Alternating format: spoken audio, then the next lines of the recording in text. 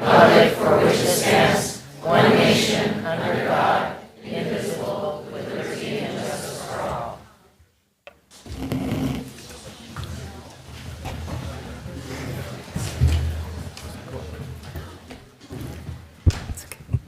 As a member of the class of 2025, the memories I made in high school will truly last a lifetime. So as the year comes to a close, I would like to invite everyone to take a moment to reflect on the year or last 4 years, the things we've overcome, the celebrations, the hard work and dedication of the students, staff, and parents, the friendships made, and the caring connections.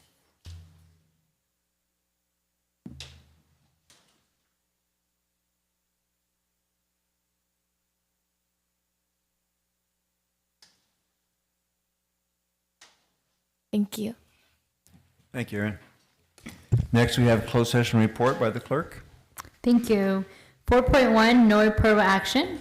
4.2, the Board of Trustees unanimously approved the settlement agreement in OAH case number 2025020511, resolving all due process issues by conducting an assessment and providing interim services, compensatory education, and reimbursements. Excuse me. 4.3, the Board of Trustees unanimously approved the settlement agreement in OAH case number 2025020497, resolving all due process issues by conducting an assessment and providing interim services, compensatory education, and reimbursements. 4.4, no reportable action. 4.5, no reportable action. 4.6, the Board of Trustees unanimously voted to dismiss employee HR-2024-25-52. And that concludes the closed session report. Thank you, Madam Clerk. Moving on to item 6, recognitions. We're going to start with Assemblywoman Sharon Quirk-Silva, Woman of the Year Distinction Award. So why don't the board come up to the center? Mike?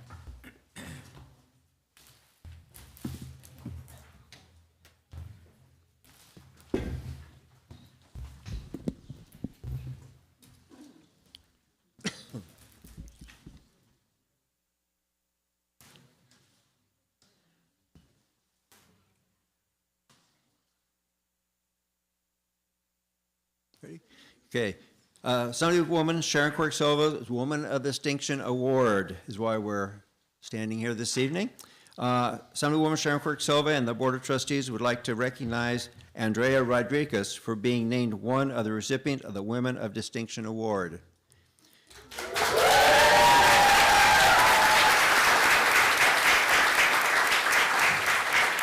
Andrea currently serves as the Community Schools Coordinator at Anaheim High School, having previously served at Loara High School, where she was named Classified Employee of the Year. Her work is a testament to her impact on student success and continues to be a champion for education and community empowerment. And this evening, representing Sharon Quirk-Silva's office is Anthony Monroy.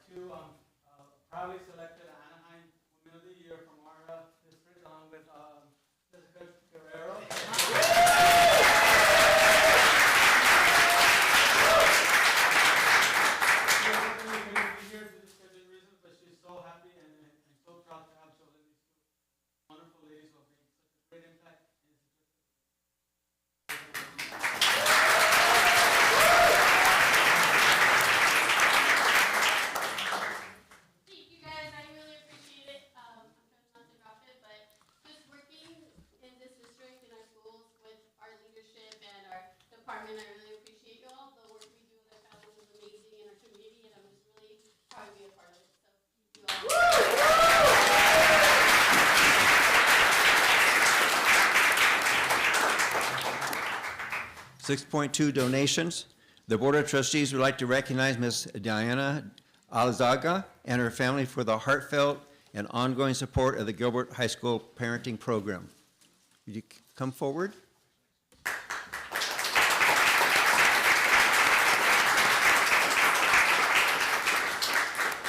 In 2016, Ms. Alizaga's daughter, Brianne Alizaga, participated in the Gilbert Parenting Program. Tragically, Brianne has since passed away, and Ms. Alizaga and her husband, Paul, have lovingly taken on the role of raising their granddaughter, Isabella. Deeply touched by the positive impact the program had on their daughter, the Alizaga family has continued to honor Brianne's memory by generously supporting what is now known as the Rising Sunshine Program. Their contributions include both monetary and in-kind donations over the past 2 years. In a beautiful extension of this legacy, 9-year-old Isabella has also joined in the effort. With the help of her Girl Scout troop, she recently raised and donated $440 to support our Rising Sunshine Scholars. The family has also founded a nonprofit organization, Amira's Closet, which collects baby clothes, diapers, furniture, and toys to benefit families in our program. We are truly grateful for the Alizaga family's compassion, generosity, and commitment to making a lasting difference in the lives of others. Congratulations and thank you.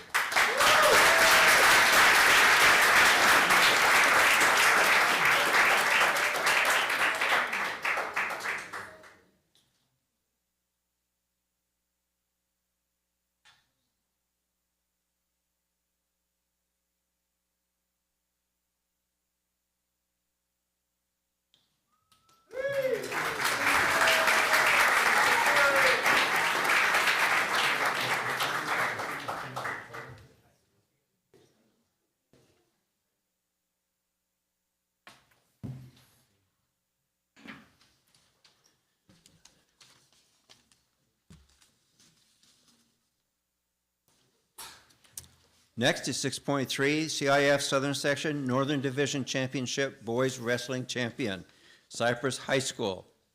Vince Partington is a senior at Cypress High School. He is a 4-time league champion, 3-time Empire League champion, and 1-time Crestview League champion. Vince was the CIF Southern Section Northern Division Champion 2025 at 144 pounds. He was also the CIF Southern Section Masters Champion 2025 at 144 pounds. Additionally, he was a 3-time Masters participant, 2-time state participant, and 2025 CIF State Wrestling Meet quarterfinalist. All this while maintain a 3.57 GPA.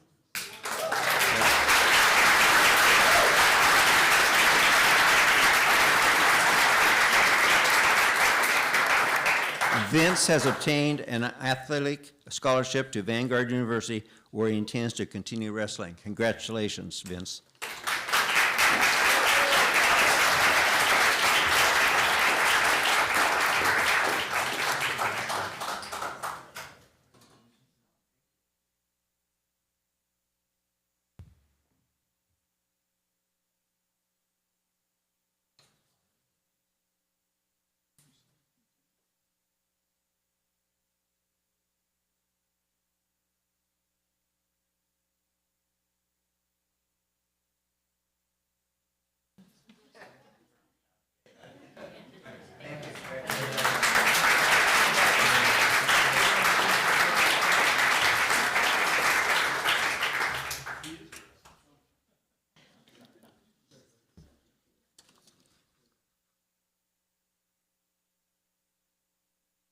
.4, Student Representative to the Board of Trustees. On behalf of the Board of Trustees, we would like to thank Erin Beck for her service as Student Representative to the Board during the 24-25 year. Congratulations, Erin.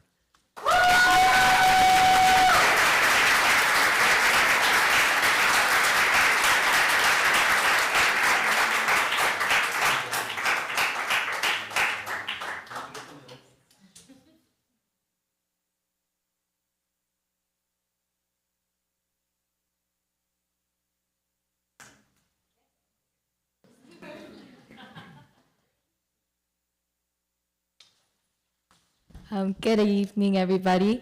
I am very grateful for the opportunity to have served the district and the student voice looking over every change brought to each school. I am planning to go to UCSD pursuing psychology, and my name is Erin Beck, your student representative to the Board of Trustees.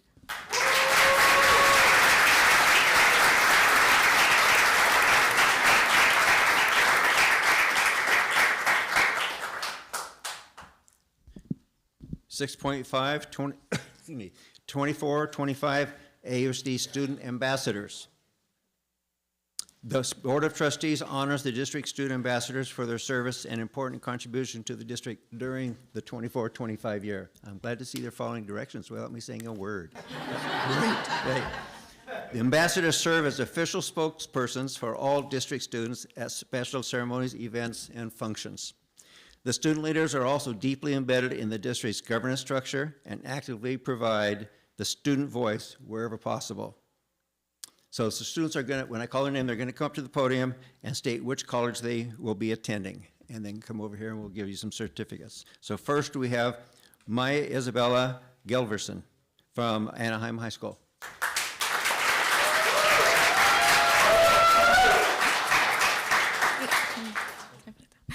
Thank you. Good evening, everyone. It is an honor to be before you today. This year, I have enacted a school-wide social contract focusing on improving the student safety at Anaheim High School. I will be pursuing my education at UC Berkeley, where I will be studying abroad in London and majoring in political science. My name is Maya Galvazan, and I'm the student ambassador of Anaheim High School.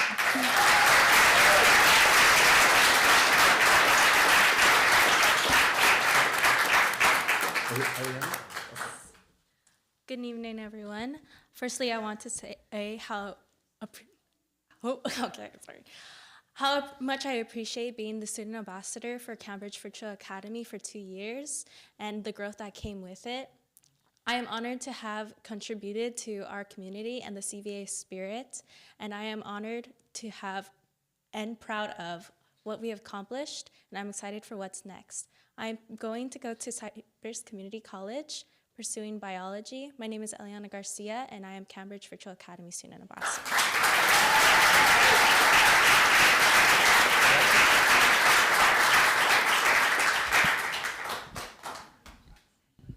There you go. Good evening. I'm so grateful for the opportunity that has been given to me to be a part of this program and to be able to help my community. In the future, I plan to attend the University of California, San Diego for political science. My name is Jackson Houston, and I'm the Cyber Student Ambassador.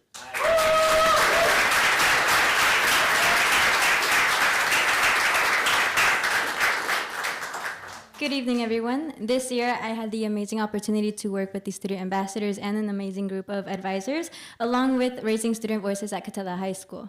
I will continue my journey at UC Santa Barbara, pursuing engineering, and my name is Evelyn Aguilar Ramos. I'm the student ambassador of Catella High School. Thank you.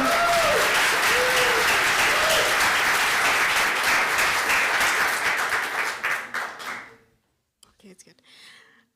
Good evening. Good evening. Appropriate. I am deeply grateful for the opportunity that the Student Ambassador Program has given me, and I am beyond honored to have been serving Magnolia High School for this past year. In this past year, I have learned how to understand my community and how to deepen my knowledge and enrich it and to help students and our teachers on campus.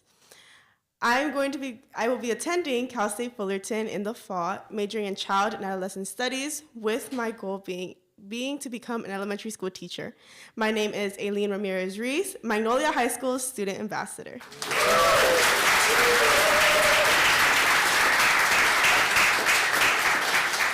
Hello, good evening. This year I have set the ground running for scholarships at under RSVP for yearly seniors, and will be continuing my education at the University of Southern California pursuing legal studies. My name is Ureli Martinez, and I have been Oxford Academy Student Ambassador.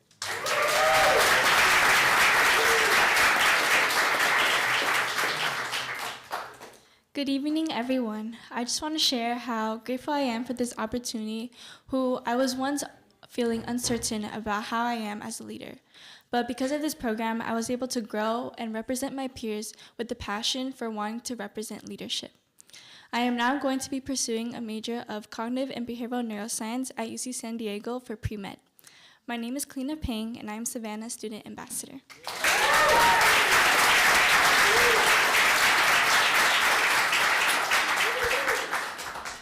Good evening. This year I focused a lot on the merger between Western and Orangeview. I'm honored to have been a part of the redesign team and put in my student voice for the new changes. Through RSVP, I've informed all of our student body about the upcoming changes coming next year.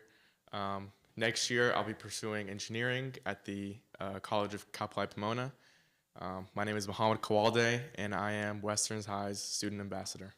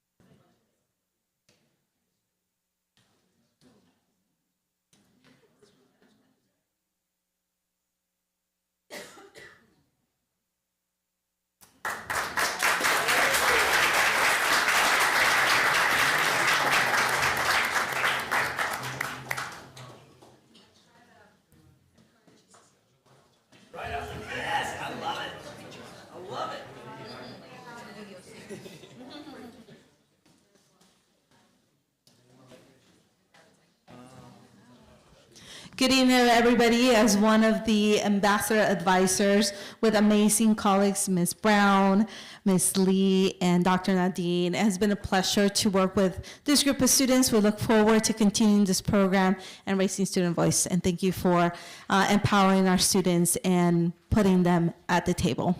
Thank you.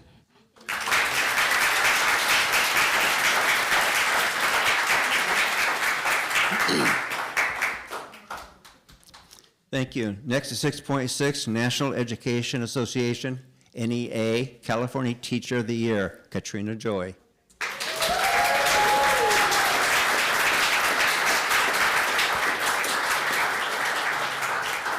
Mrs. Katrina Joy has been a vital part of the district's community for over 2 decades, currently serving as a community school lead, teacher lead at Magnolia High School. Her extensive experience, passion, and effort has enabled her to effectively connect school and community resources, fostering support for a holistic well-being of students, staff, families, and the wider community. Notably, during the COVID-19 pandemic, her passion led to establish a nonprofit organization, the Sentinel Assistance Funding Essentials, or SAFE, to assist Magnolia High School students and their families. As one of 15 community school teacher leads hired through the California Community School Partnership Program grant, Mrs. Joy quickly demonstrated leadership, helping foster high-quality instruction and relevant teacher practices both at her school and across the district. A recent example of her impact is the senior project pitches at Magnolia High School, where students trained in Google Project Management presented innovative solutions inspired by community schools, street data, showcasing Mrs. Joy's collaborative leadership. Recognizing the need for support within the Anaheim Secondary Teachers Association, or ASTA, Mrs. Joy has also stepped up to advocate for her colleagues, leading the initiative to create a new director of member well-being position within the association. A humble leader in accepting her award back in the annual Excellence of Education Awards Gala hosted in Washington, D.C. in February. Katrina recognized all the work and dedication by both her fellow NEA members and district staff involved in transforming our school community through the community schools approach. Congratulations.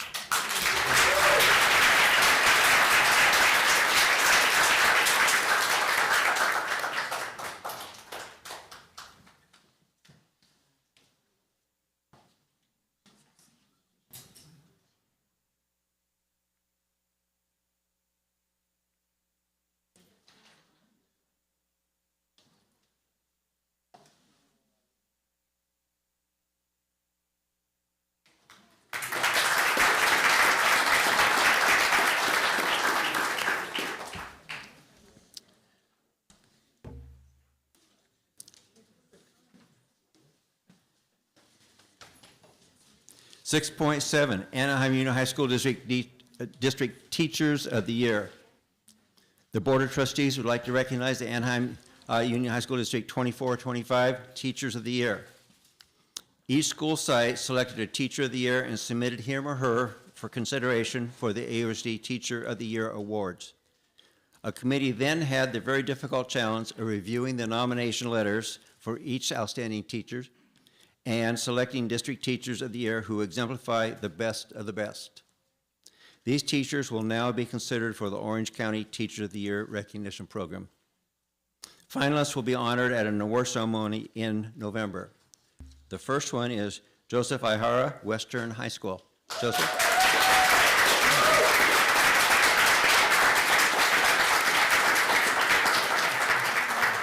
Joseph teaches world language, Japanese. He's been in the district for 27 years and some special contributions. Joseph Ihara creates a strong sense of community. He builds rich cultural connections and deepens student engagement. Beyond the classroom, Joe has coached the basketball team for over a decade, dedicating countless hours to nurturing his players as respectful young men and leaders on campus. His innovation, creativity, and organizational skills shine through his work in designing immersive experiences for visiting international students and supporting large groups of international visitors, over 150 students at a time. Collaborating with teachers across the disciplines, Joe ensures these students gain a deep understanding of our 5 C's and cultural practices. Joe's vision, dedication, and ability to bring people together are nothing short of extraordinary. He goes above and beyond in every aspect of his work, leaving a lasting impact on students, colleagues, and the entire school community. Thank you, Joe.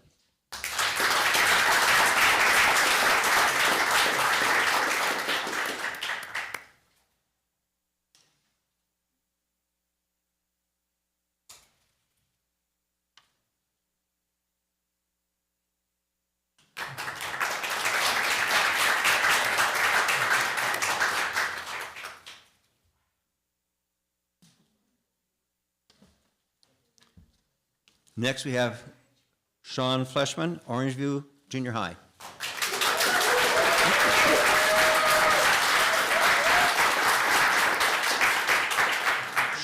Sean's subject is U.S. history, and he's been in the district for 27 years also. Special contributions. Sean's passion for education shines through his dynamic and student-centered teaching methods. As a history teacher, he designs lessons that are not only impart knowledge, but also encourage critical thinking and civic engagement. By connecting historical events to contemporary issues, he helps students understand the relevance of past in shaping their present and future. Sean is a pioneer in bringing new programs and opportunities to the campus. He was instrumental in launching Orangeview's first ever community schools program, a transformative initiative that has strengthened the connection between our school and the surrounding community. In his first year as a community schools teacher lead, Sean helped implement a health grant that promoted vaccinations of all kinds to members of our community.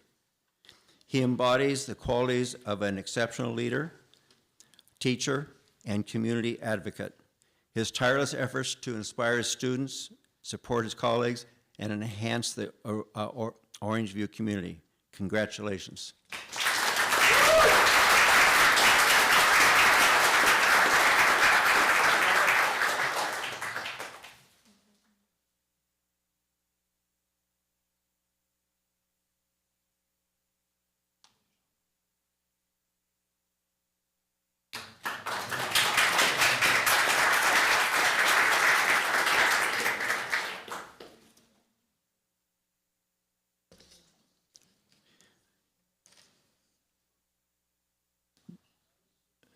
That concludes our recognitions. Jeff Cornelius, who was previously recognized at our last board meeting, he's the third person. So thank you one and all. You can all stay if you would like to for the rest of the meeting.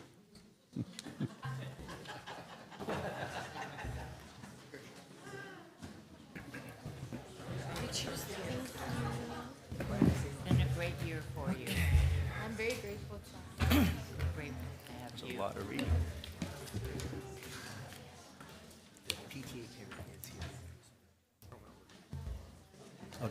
I'll just say PTA.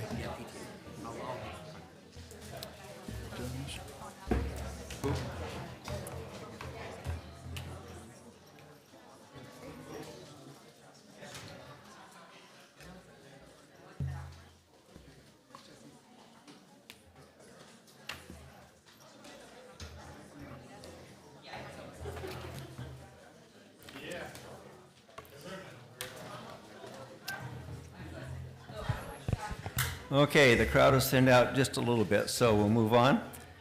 Reports. We have student representative report. Erin? Okay, my final report. Starting off with Anaheim High School. Anaheim High School's capstone conversations were a roaring success. The graduating class of 2025 participated in their final presentations to a variety of panelists, including administrators, teachers, parents, and Board of Trustee members.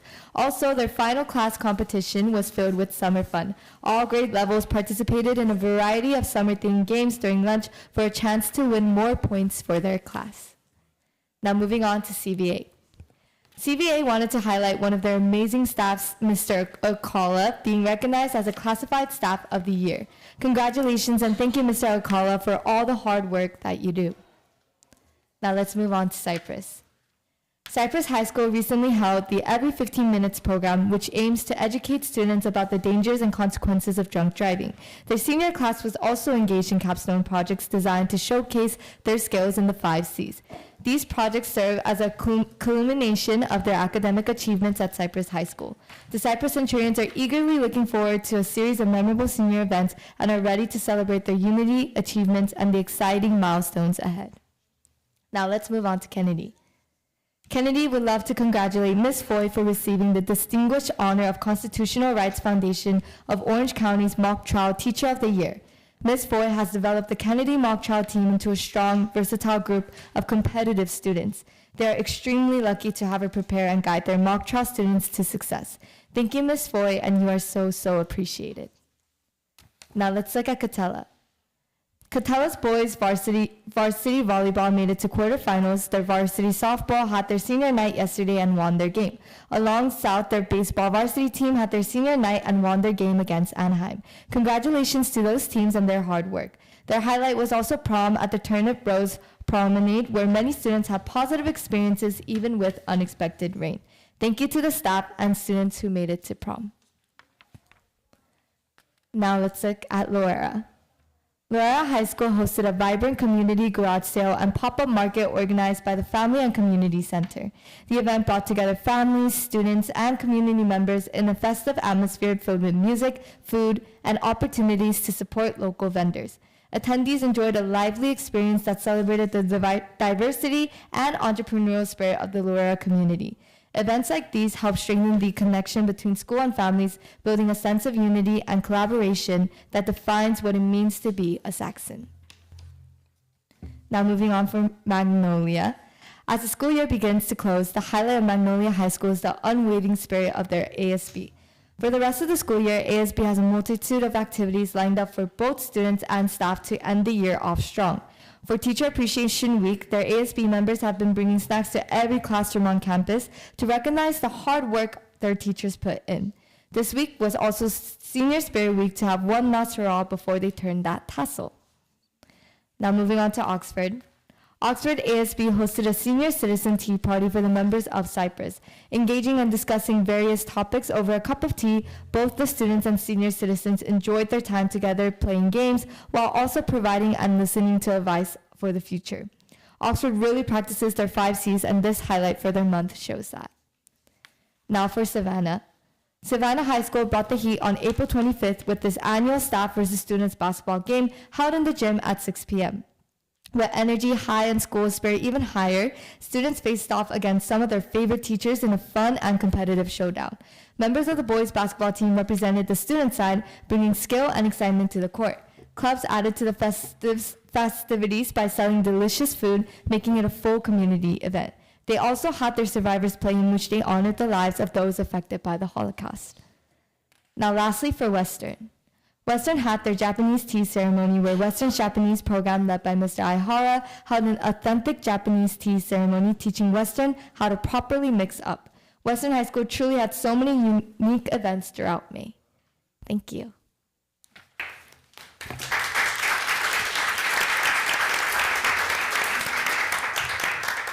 Thank you, Aaron. Appreciate your every meeting where you put together a nice report like this. So thank you again. Next, we have student speakers. We have one student speaker for this evening. Actually, it's two together at one time. Leslie Song and Ashley Kim.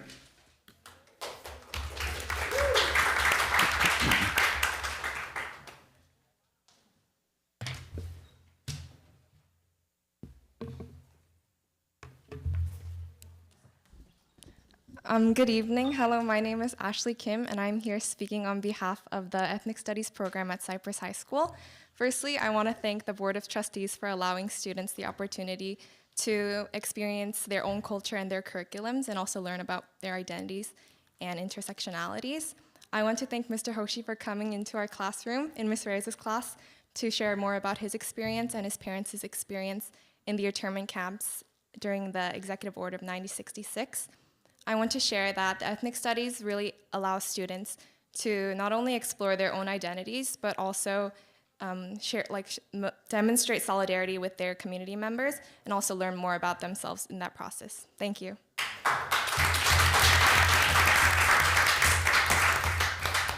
Hello, my name is Leslie Song, and I'm a junior at Cypress High School. I'm also here to represent the Ethnic Studies Task Force, and I would like to give great thanks to the board to listen to our input. And I believe that ethnic studies is really important for our academic curriculum, as it allows students to build empathy and understanding of different perspectives. This is different from our traditional standard of teaching and education, which I believe has created more students to be open-minded and understand how different perspectives of our cultures and backgrounds are truly important. So I hope that more people can continue to empower these students into learning the importance of ethnic studies. Thank you.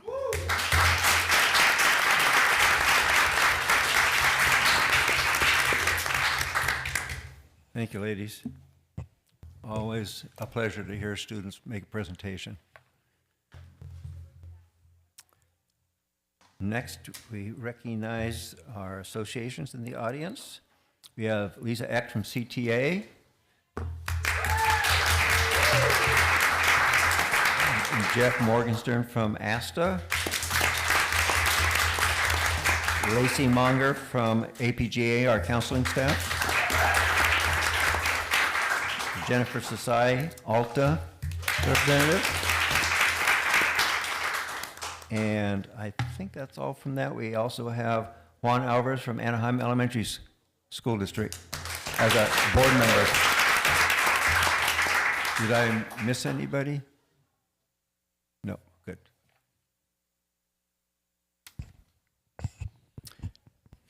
Next, we'll have reports of associations. So, Mr. Asta, want to come forward, Mr. Morgenstern? Mr. Morgenstern. Well, it wasn't Mrs. Asta.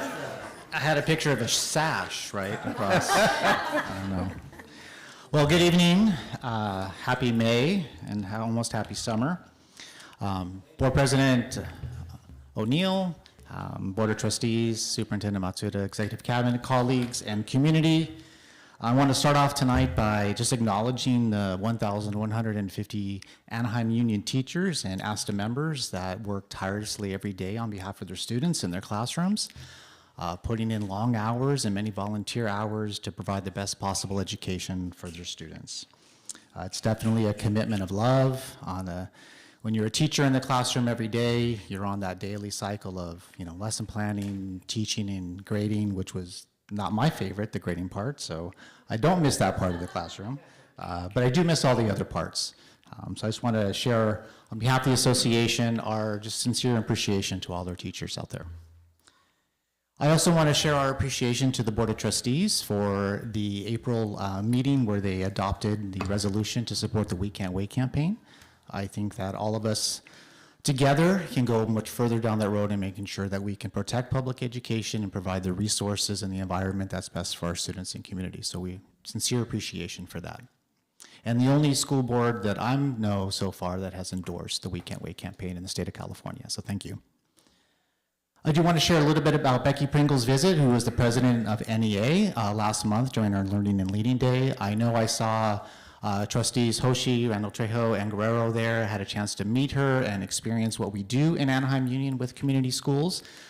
We had the pleasure of taking her out to dinner that evening, and she was just blown away by what we're able to do here in Anaheim. She's going to share our story, not only on the national stage, but the international stage. And she just was thrilled with her visit to Loera High School to be able to see everything that was going on there, as well as she got a special visit to the MAC. And to meet our NEA California Teacher of the Year as well, Katrina, and spent some time there as well. So I wanted to extend her sincere appreciation for the invite and the time that she spent. And she really did have to make room in her schedule. I mean, right after dinner, she went directly to the airport and had to fly right back to Washington, D.C., and then I think she was off to Europe after that. So as you can imagine, a president of a 3 million member national union, she's a very busy person. I do want to acknowledge on behalf of ASTA, our bargaining team, and the leaders of our bargaining team has worked very hard over the last month and a half to put together a proposal, and so we look forward to many, many conversations in the coming months around our proposal so we can continue to go down that road together. So May is the time for capstone, for promotions and graduations and performances and celebrations. It's the fun stuff that allows us to see our students shine and the fruits of all of our hard work. So I just want to wish everybody a happy 2 last weeks of the school year, right, as we wind down and enjoy all these fun times, and just recognize all the hard work that's been done throughout the year, and wish everyone a happy summer. It's something as a teacher, that we get to enjoy every year, that feeling that school's out. So I wouldn't want any other career. All right. Thank you very much.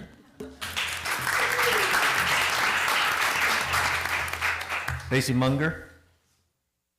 Lacey, there she is.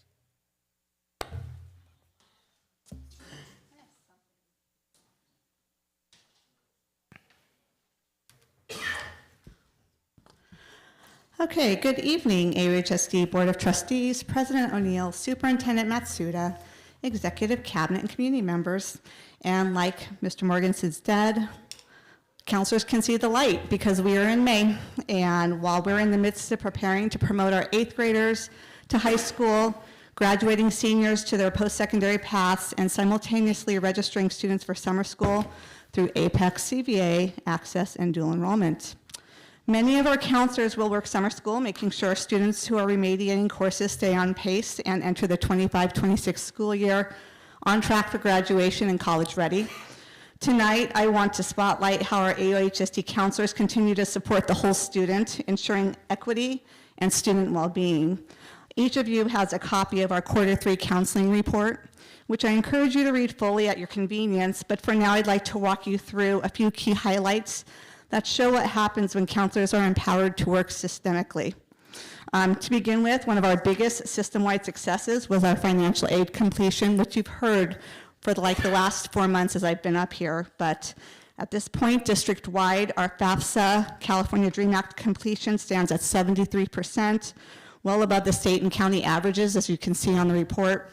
This success didn't happen overnight. It's the result of early intentional outreach, strong follow-up systems, family engagement, and our community partnerships. And it's not just about checking a box for us, but it's also about ensuring access. Our student groups, as you can see, are completing at high rates, and half of the groups are meeting or exceeding the state average. These groups include our English learners, our students with disabilities, our foster youth, first generation and low income students, and students who initially opted out until a counselor re-engaged them in the process. And while we as a system look at the satellite data, it's personal for our students, and for many of our students, it's the turning point with a lifelong impact. And as one Anaheim high school senior said, after my counselor encouraged me to complete the FAFSA, I changed my mind and decided to enroll in Fullerton College. If you turn to page 2 of the report, so just turn it over, you'll see how our counselors are supporting mental and behavioral health in alignment with AB 2508, which now recognizes school counselors in the mental and behavioral health area. This school year, counselors have submitted 6,438 Medi-Cal billable entries, which is a 156% increase from last year. These billable services reflect direct one-on-one counseling services and small group sessions related to mental health given by a school counselor. One standout example doing the work is Ball Junior High School, who after running targeted small groups showed through post-surveys given to students that there was a 50% increase in students who can name a stress management strategy that worked, 45% increase of students reported feeling less anxious about life stressors. And while this is only one example of the power of school-based mental health intervention, it's also a clear reminder that we are not just academic counselors, but we are whole student counselors. Additionally, counselors are leading across all 3 tiers of student support. In Tier 1, our teams have delivered 3,457 classroom lessons on essential skills such as communication, motivation, time management, and college planning. In Tier 2, we go a little bit smaller, and we have over 31,000 small group and or one-on-one interventions in the academic, college, career, and social emotional domains for our students. And when Tier 1 and Tier 2 are exhausted, meaning we have done our resources, counselors have submitted 657 referrals to school social workers or outside agencies. So yes, once again, I bring you the data that clearly shows the impact of AUHSD school counselors. We work within the system, but we also work smarter and more strategically with a focus on equity, access, and student-centered solutions. And in doing so, we are actively improving our system. Which brings me to a final and encouraging point for this time. During this year's LCAP process, it was exciting to see school counselors recognized as a district-wide need for multiple focus groups. Our stakeholders are seeing counselors as a critical part of the solution. 2 separate LCAP focus groups went so far as to recommend the district will hire additional counselors to provide services in academic progress, college and career guidance, and targeted support for social emotional learning. Another group said, or recommends, AUHSD will increase the number of school counselors across sites to ensure equitable, personalized academic, career, and social emotional guidance. That level of recognition reflects the trust we've built and the transformation that's underway within our group. APJ's goal this year was to show you the data, the stories, and the systems that prove school counselors support the whole student while advancing the mission and the vision of AUHSD. And we intend to continue to show you our contributions as we go into the 25-26 school year. Thank you.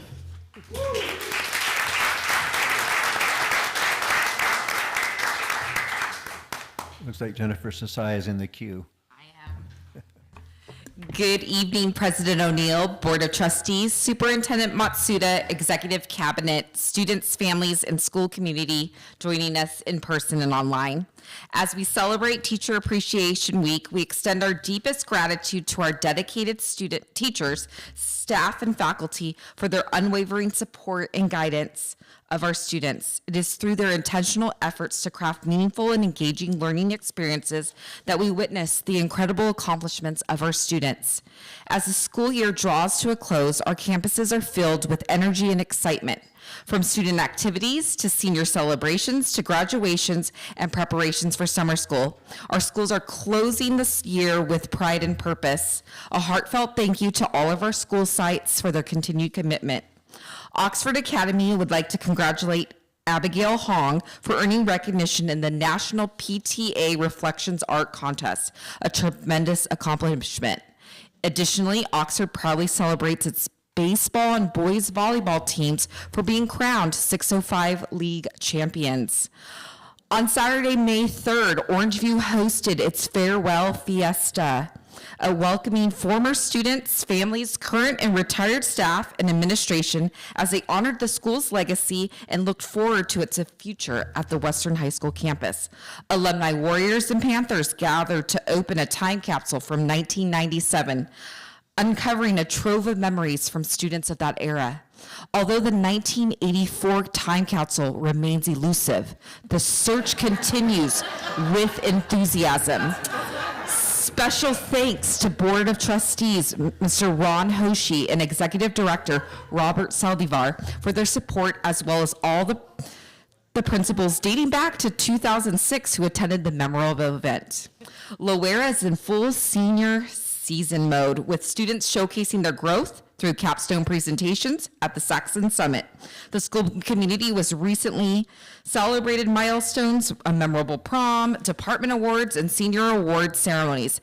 Excitement now builds for the grand finale graduation on May 23rd.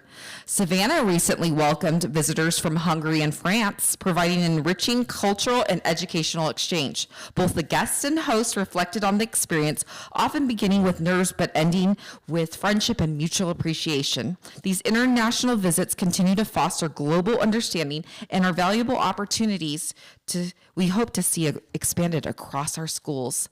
Catella proudly spotlights its innovative game design pathway, a new unique program that begins at South Junior High and extends through Catella, Fullerton College, and UC Irvine. Combining computer science, digital arts, storytelling, and esports, this pathway offers students hands-on experience with tools like Unity, Unreal Engine, and Blender.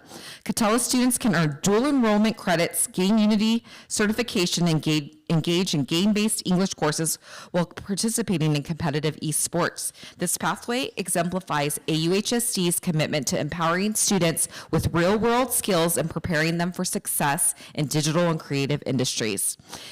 At Western High School, in partnership with Chalk Hospital, their dedicated social work team, Western is proud to announce the launch of the Student Wellness Center, a safe and supportive space where students can take time to decompress and recharge with the guidance of school counselors and trained wellness peer mentors. Students selected as wellness peer mentors will also have the opportunity to enroll in a dual enrollment course with Cypress College, gaining valuable experience and college credit. The Pios are stepping up to support mental health and build stronger, healthier school community. Lexington celebrates the well-rounded achievements of its students in academics, athletics, and the arts. Over 160 students joined the Million Word Club, a testament to their dedication to literacy. Their fourth quarter sports teams concluded their seasons with strong performances, while students also shined in the arts through vibrant showcases, choir and guitar concerts, dramatic performances, and their annual band concert on the green. As we approach the close to the academic school year, we reflect with gratitude on our incredible students, families, and community. Thank you for your continued partnership and support.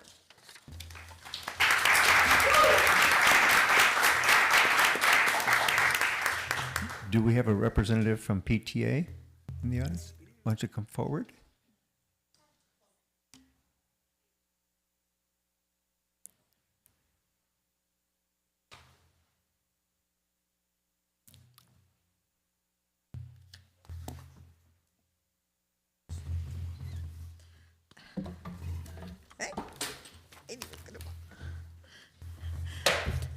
Good evening, esteemed board members, cabinets, and student representative.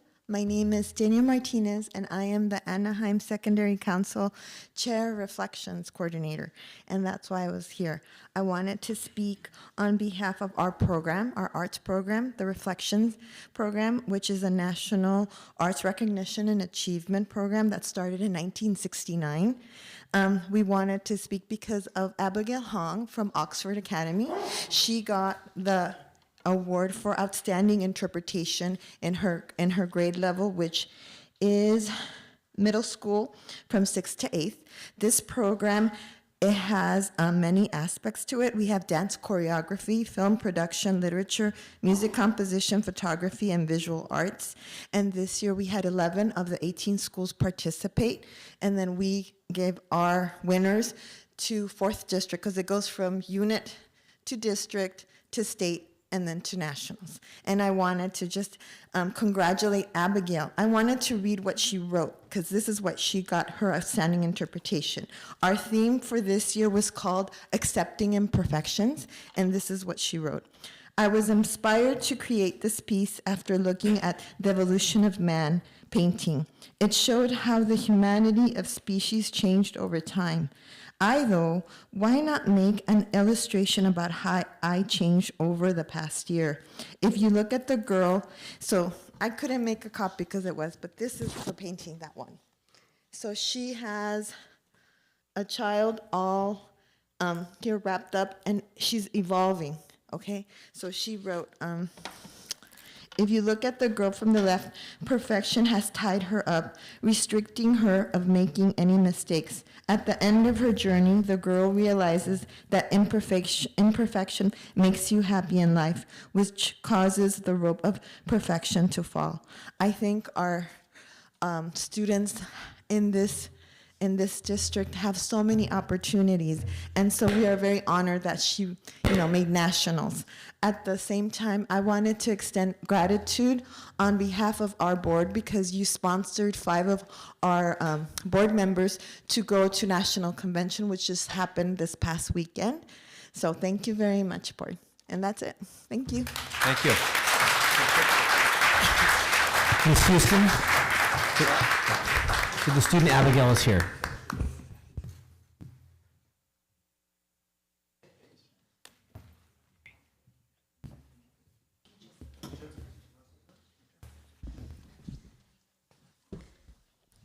Good evening, everyone. My name is Abigail Hong, and I'm a current 7th grade student at Oxford Academy. I want to share some thoughts that I had on this piece that I didn't include in my artist statement. First, I realized this was the first piece I made about myself. A lot of competitions I've participated in have included various topics, but this was the first piece I made that truly represented me as a person and my journey. I also want to mention how this illustration connects imperfection with motivation. Many people connect perfection as a way to motivate themselves to do better.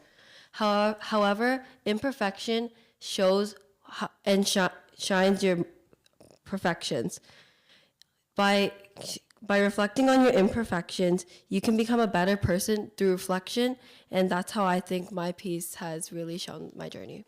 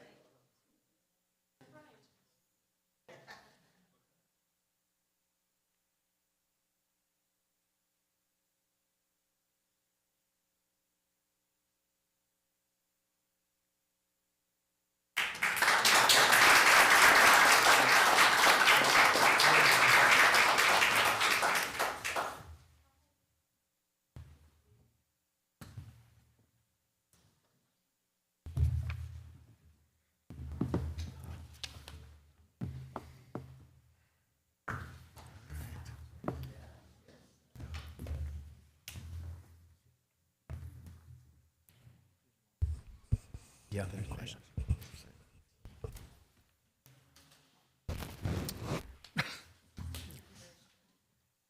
We had one student speaker that came in a little late, so we'll recognize her now. Emiliano Gil.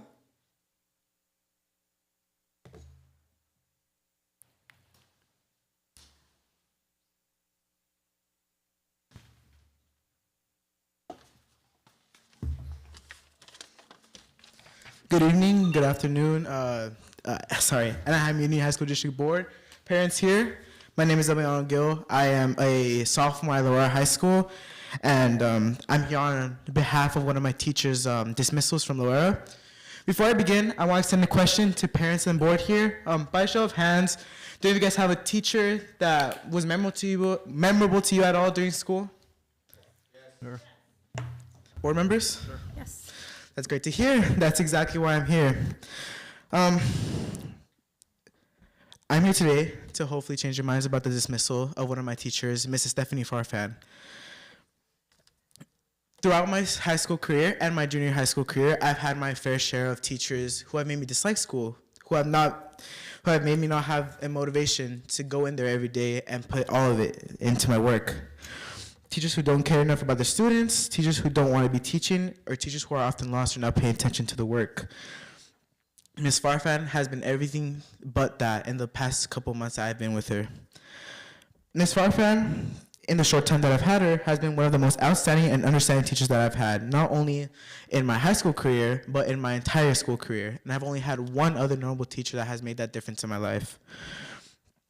From the moment I entered the class, I could tell it was a completely calm and trustworthy environment, something I wish that I could have said about every single class before mine, but unfortunately that is not how it is.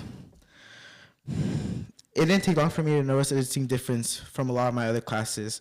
While in my chemistry class, my teacher could have just been sitting down waiting for kids to complete work just to go on their phones.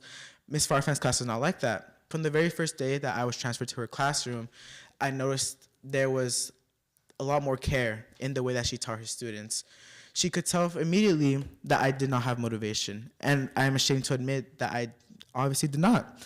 Ms. Farfan did not have any prejudice against me and did not have anything against me for not being motivated. She tried to see my way in every single day I entered that classroom. Ms. Farfan does an amazing job of not only showing that she cares, but that she's there for us for our work. And this extends to every single day when she, sorry, I'm a little nervous. Every day I enter that classroom, I get help with the work more than I can say in a lot of my other classes. Whenever I'm confused, whenever I'm lost in the work, she has empathy towards me and a lot of other students, not just in my class. She's a freshman and sophomore class, and I've heard from a lot of my other peers how much of an impact she's made on them as well.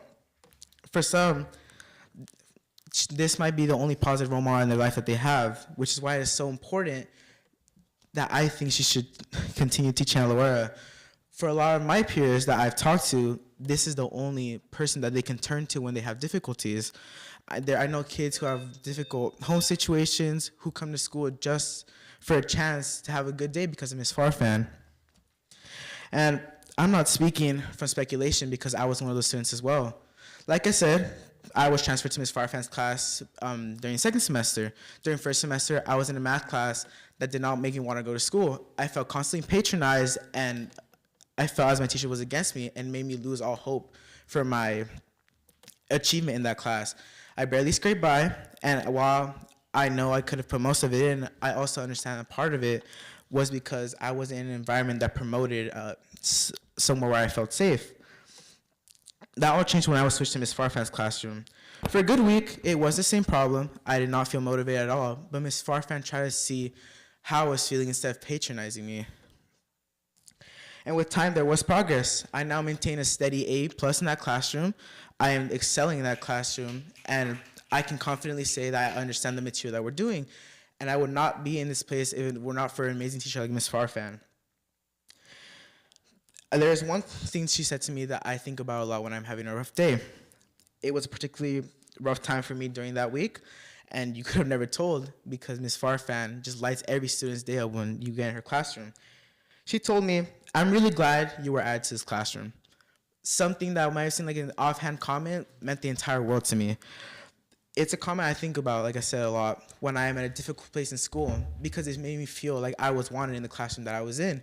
And this extends to a lot of other students that I've seen in that classroom. They say stunning things about Ms. Farfan, that she's made them feel the passion to go back to school. And I can say that about myself as well. I mean, before that, I didn't even want to do the things I love most. I'm a band student at Loyola, and even I was starting to lose my passion for music. And seeing that I was wanted in that environment, it changed everything for me. So I asked the board to please reconsider Ms. Farfan's dismissal from Loyola High School. She's a crucial part of a lot of students' livelihood, and removing her would be, in my eyes, a poor decision. For all the teachers who don't care like Ms. Farfan does, I ask you to not get rid of the one who does. Thank you. Thank you, Emilio.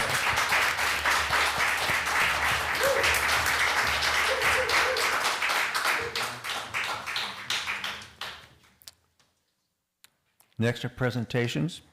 Community schools. Dr. Freed. Yes, so it is my honor and privilege to introduce our Director of Community Schools and Family and Community Engagement, Mr. Carlos Hernandez, who is going to lead us with his team made up of our community members on the great work being done to support our community school approach. So, Mr. Hernandez. All right, thank you, Dr. Freed. Good evening, board, cabinet, students, families, staff, community members here in the audience and watching at home. Hi, Mom. We thank you for this opportunity this evening to celebrate. We're celebrating a lot of things today. It's awesome to see all of the community school members, staff being celebrated and recognized. We're going to take you on about a 10-minute journey through our community schools approach. We will focus on how our holistic approach, which is important, is making progress towards the vision, which is transforming this amazing community that Anaheim Union High School District is for us. So this is, I'm going to skip through that overview because we're going to hit it along the way. This is our community schools approach here in Anaheim Union. It is a holistic approach, and as you zoom in and you read what the community defined as our community schools, it is about our community career preparedness systems framework. It is about our capstones and the things that we are hearing from our students. It's about our collaborative leadership systems that we have. It's about how we reflect through learning walks and other ways. It's about how we invest in students like work-based learning, AIM partnerships, internships. And it's about the collective leadership that you will hear from today, our partners in our community. We received over $26 million in community school funding from the California Community School Partnership Program grant from the state of California. This was 3 years ago, or almost 4 years ago. We have 15 schools up on the slides, 13 of which are in their third year of the community school grant. 2 of them are in their second year of their community school grant. Before I go on, this is really important as you will see a little bit of a journey as we celebrate our community school steering committee members, and I give a big shout out to them. You're going to hear from representatives, student, parents, partners, staff members, teachers, and folks from here at the district office and site leadership. Today's presentation is going to take you on 5 different things that we'll focus on. One is, how are we sharing all of the assets and needs that we capture through our data? How are we centering the classroom, the teaching and learning in the community schools approach? How are we enhancing partnerships, services, and how are we making an impact collectively across the schools? And the last is, how do we sustain this after the grant? Because this is a grant, so how do we sustain this?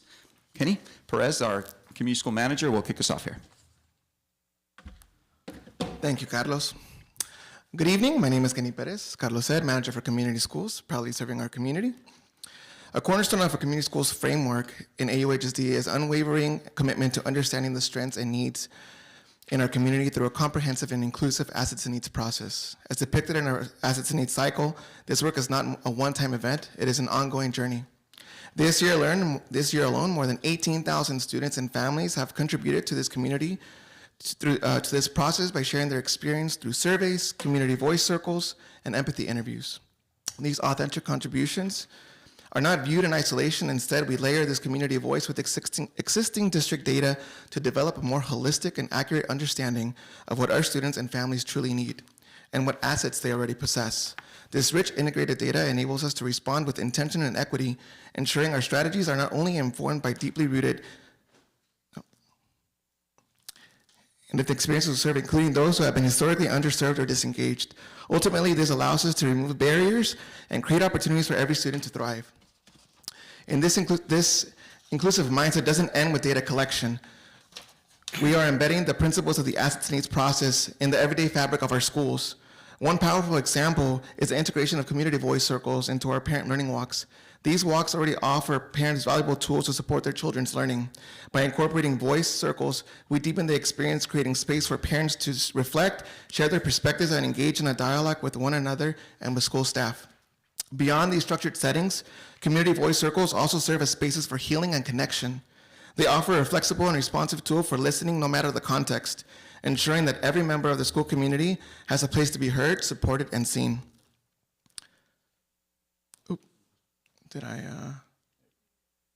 Here we go. To further strengthen transparency and accountability, we've developed a user-friendly assets needs dashboard. This tool makes the results of our survey accessible to everyone. Community members can visit AUHSD Community Schools website to explore data, filter it by school site, and examine trends among specific student populations. This open access is more than just a transparency tool. It is a catalyst for collaboration. It allows us to work side by side with families, educators, and community partners to identify needs, elevate strengths, and align partnerships, services, and initiatives in ways that are both data-driven and community-centered. By grounding our decisions in this shared data, we can more effectively direct resources where they will have the greatest impact. This is how we ensure that every initiative is not only evidence-based, but also equity-focused. The dashboard was intentionally designed to be visually engaging and easy to navigate so that anyone, from students to parents, can explore and make sense of the data with confidence. The dashboard also allows us to elevate key themes emerged from our student responses. When asked what supports them most at school, students consistently pointed to caring, helpful teachers, and a supportive, welcoming school climate. These themes speak directly to the importance of fostering belonging and safety in our classrooms.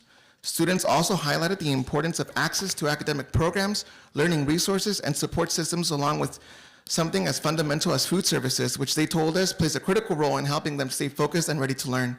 The dashboard enables us to analyze the trends and translate them into meaningful and strategic action. However, this impact extends beyond services and programs. It touches the classroom experience itself. To illustrate how this data informs and enriches teaching and learning, I'm proud to introduce one of our community school teacher leads, Jason Collar.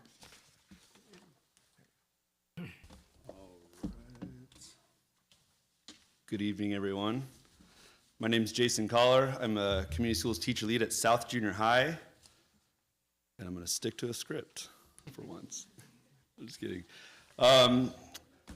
As Kenny mentioned, we are taking a lot of data, and especially the street data from community voice circles and empathy interviews into how we approach our lesson design and development of PTAs.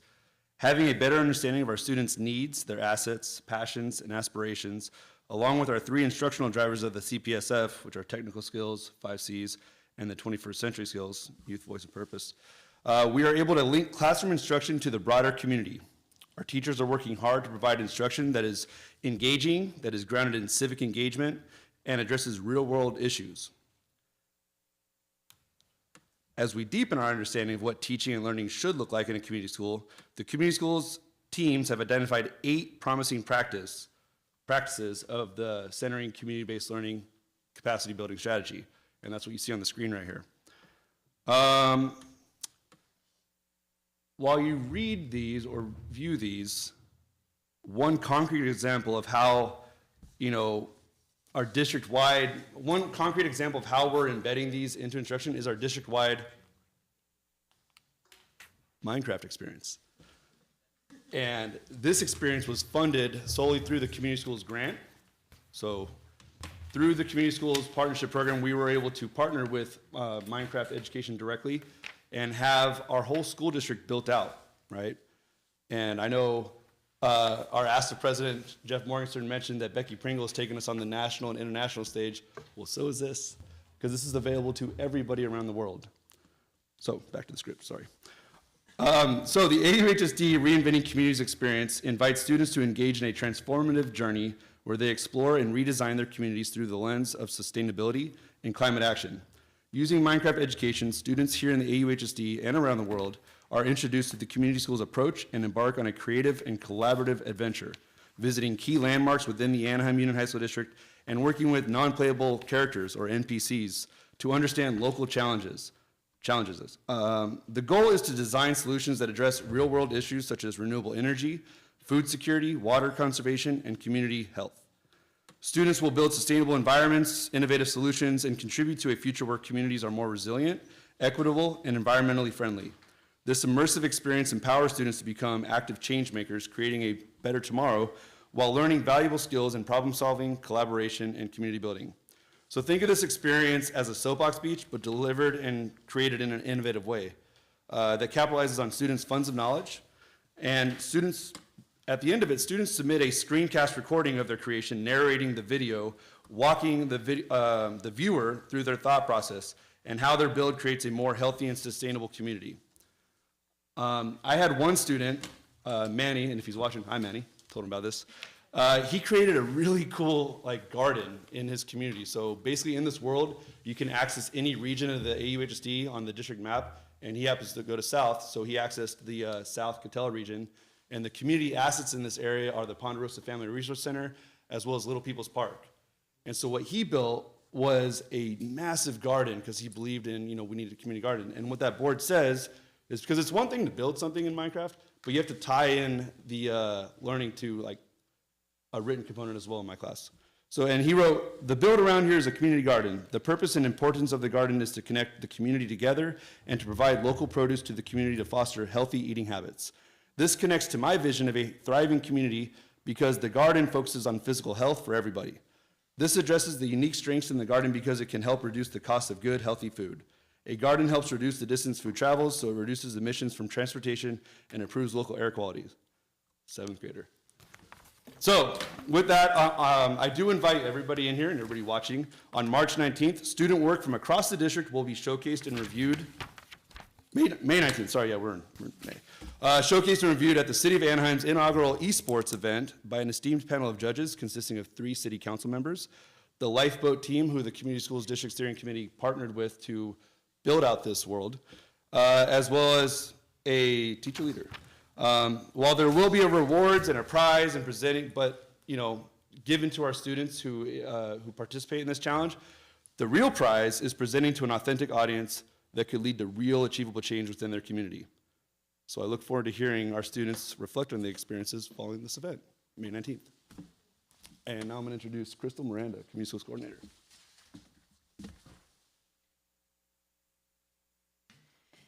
Good evening. My name is Crystal Miranda. I am the Community School Coordinator for Independent Studies and ILCs. For the past 3 years, it has been my privilege to participate in the evolution of how our district connects with and supports our students, their families, staff, and surrounding communities. As system thinkers and creators, community school coordinators gather satellite and street data to gain a deeper understanding of the communities we serve and bring their strengths and needs to the forefront of the conversations that are being had with school leadership teams, thank you, Carlos, community members, parents, and students to create equitable, effective, and sustainable systems of support in and outside of the classrooms. Just yesterday, the Community Schools District Committee reviewed a proposal brought forth by 3 junior high schools who had each successfully piloted a reading program at their respective sites. These reading programs were a result of the ongoing assets and needs assessment process. Each was uniquely designed in accordance with their site's strengths in mind, and the information gathered through conversations facilitated by our community school coordinators with staff, students, and parents. The conversations grew to include community partners, curriculum specialists, and district leaders, all offering support and guidance. This summer, Brookhurst, Orangeview, and Sycamore Junior Highs will launch the Reading Support Initiative Level Up, a joint effort to address students' struggle with grade-level assignments due to challenges in reading comprehension, decoding, and fluency. They will be partnering with Second Harvest Food Bank and Hope Builders to create a sustainable reading support system that will exponentially benefit all our junior highs moving forward. Level Up is just one example of many that highlights how the community schools approach better equips us to recognize challenges as they emerge and provide the capacity to respond swiftly with tailored support and resources from new and existing community partners. We have seen an incredible surge of on-site support systems over the past 3 years, including dental, vision, and health clinics, community pantries that serve not only students and families, but the community at large, resource fairs, mental health support, the list goes on. Building upon the meaningful work our FACES have done by focusing on the school as a whole and establishing positive relationships with our parents, families often look to their school site for Tier 1 support. This provides a foundation of trust, ensuring that the Tier 2 and 3 supports community school coordinators help establish are being actively utilized by our students and families. Across the district, our community school coordinators have their ears to the ground and are intentional when creating, managing, and leveraging relationships with community partners, creating systemic solutions to trending issues, and acting as a catalyst for high-impact change. To further illustrate the strength and impact of our community partnerships, Maritza Bermudez from OCO will share some insights into the collaborative work that has been happening. Good evening. Thank you. Like Crystal mentioned, my name is Maritza Bermudez. I am the community organizer for Orange County Congregation Community Organization, where I lead the education work locally and statewide. I'm also a parent, so I'm proud of that as well. And very honored to do the work that we do here in partnership with Anaheim Union, sitting on the steering committee.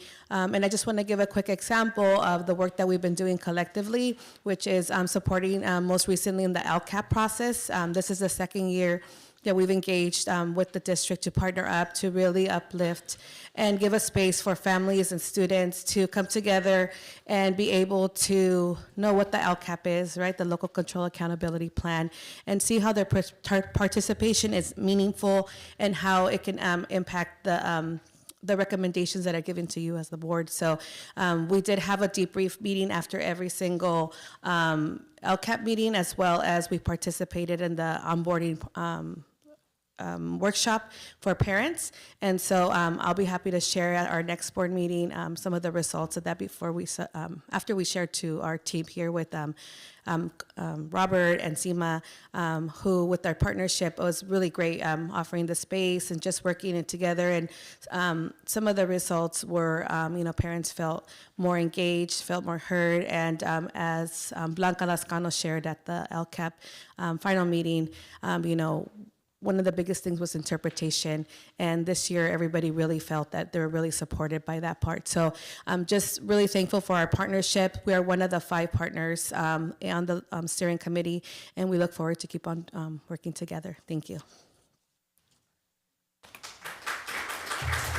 Thank you, Maritza. So as Crystal described the different impacts of the collective work through the community school staff members, you have 3 slides there just to give you some numbers in terms of the impact. I want to get to Haley, our student, because the impact really is at the heart of the work for our students and our families that we serve. There are, again, as mentioned, these are the increase in the impact that Crystal described in the work, the collective work, including the reading program. I'm going to bring up Haley and Jesse, our 2 student and parent representatives, to talk about the impact as a parent. Jesse Alvarez.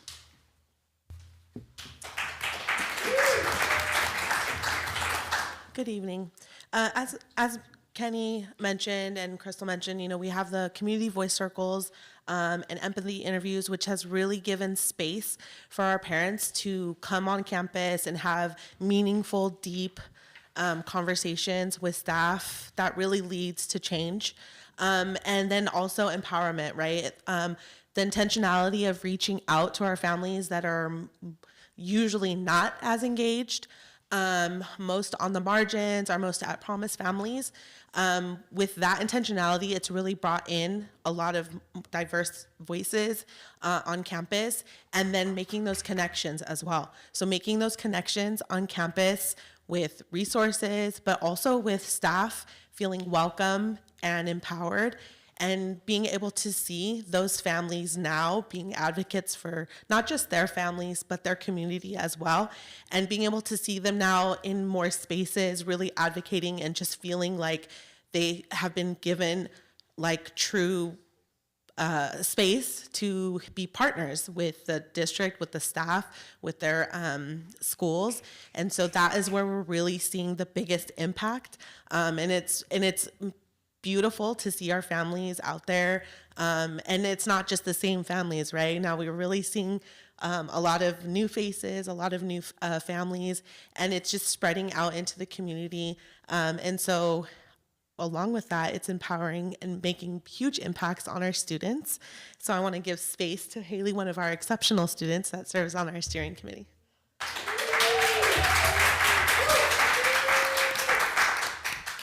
Good evening, members of the board, family and community members who are here and watching online. My name is Haley Sotelo, and I am honored to have a minute to share with you all the impact that community is having. I've been involved with community schools for 3 years now, and I can say that the impact of community schools is evident. We make resources available and partner with community members. One example of this is Neutral Ground, which has become a trusted presence in our district. We also bring in programs that foster student leadership, civic awareness, and compassion, one of our 5 C's. An example of this is the Rooted program run by Ocapica that fosters civic awareness. As a student, the effects of these programs The effects these programs have throughout schools are transformative, and so is community schools. It's unique to each school site and each community's needs. As a student, I know that community schools has positively affected my school experience through programs and resources. Thank you. Thank you so much, Haley. So the impact is large, and it is coherent and cohesive, and that's what really is what's going to drive the work forward. We are starting or ending year 3 for 13 of our schools, and what are we going to do looking forward in terms of this year and beyond? There's 3 points that we're just going to finish up with in this last minute. Coherence, sustainability, and scaling.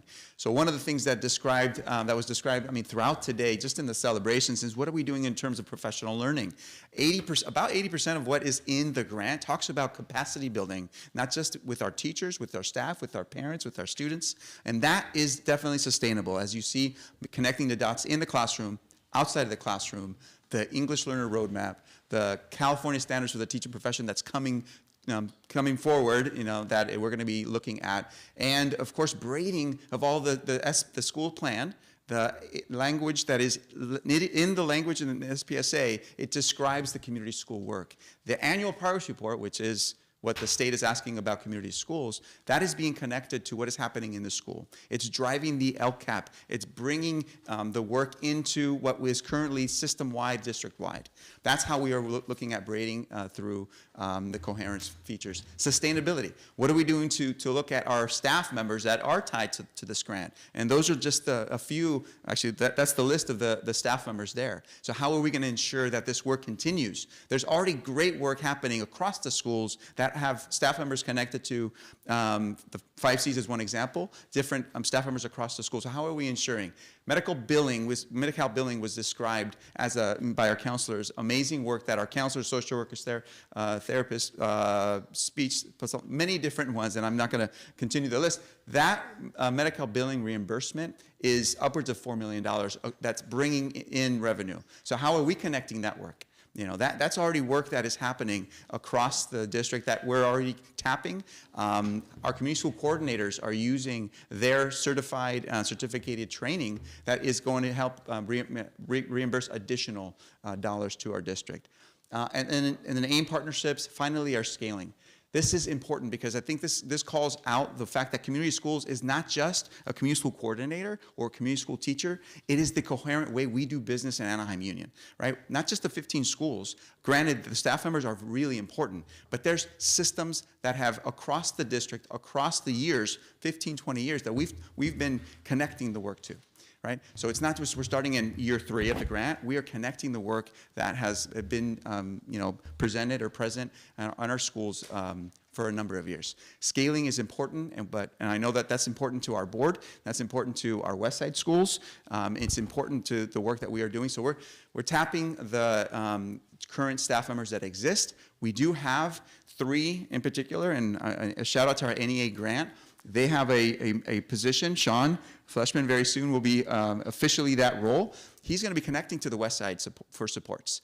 There's 2 positions, ILC coordinator, the community school coordinator, and Crystal is going to be tapping to support the West Side schools as well, because our ILCs are expanding to the West Side communities.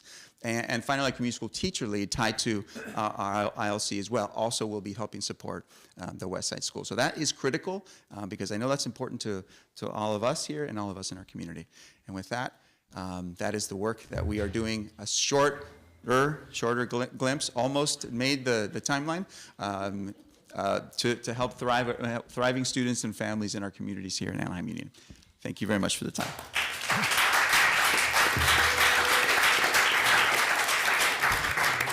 And I know that we're here and open for questions. Anybody have any questions? Comments? Mr. Hernandez, I would just like to thank you for considering the West Side schools and leveraging the work of the community schools. We're looking forward to having and creating resources and working with you.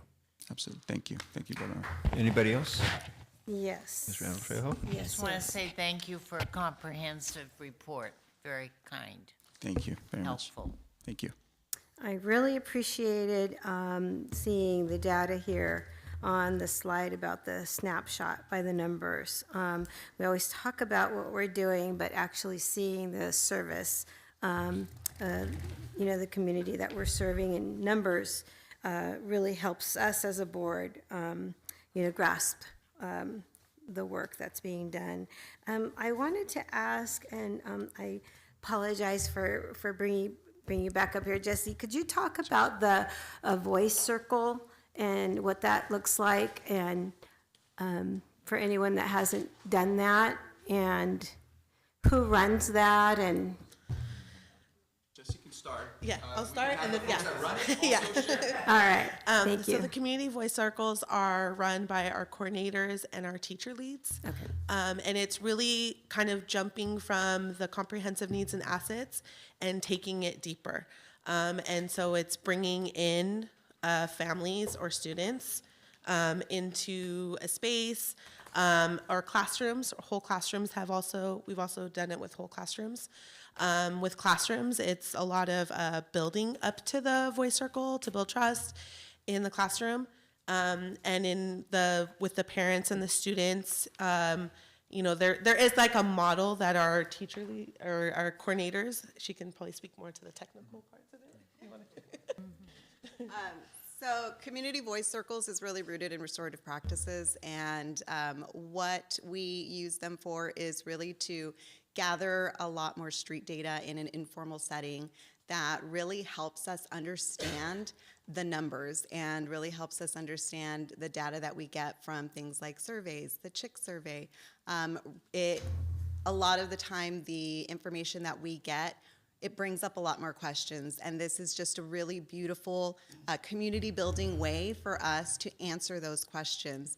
So they are often informal, and it's a no pressure situation for our parents and our students and staff as well, to be able to come together, to be able to build community, to share their experiences, and to also offer us the information that we need in order to make impactful decisions as a whole. So community voice circles are ongoing. They are throughout the year as needed.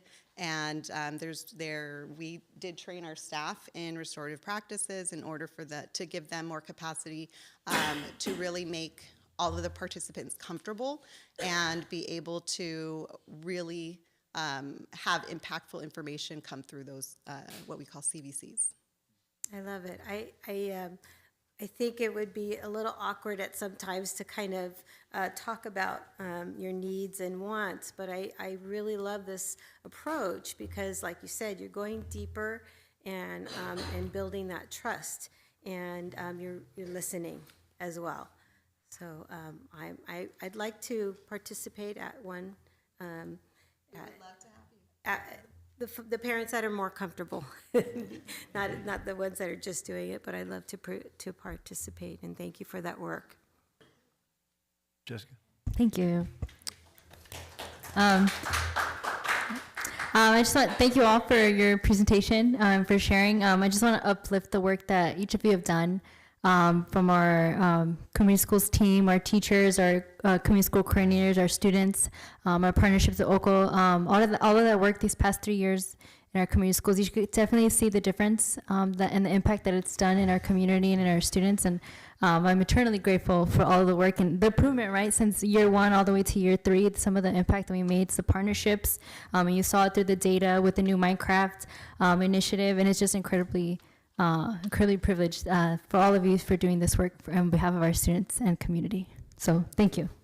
Yes, thank you.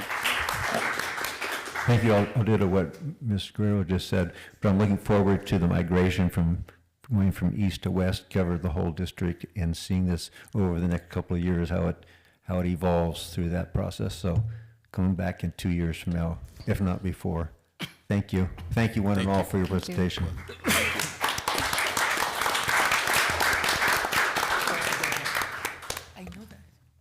Okay, next we have public comments. First person, Mr. Ron Flores.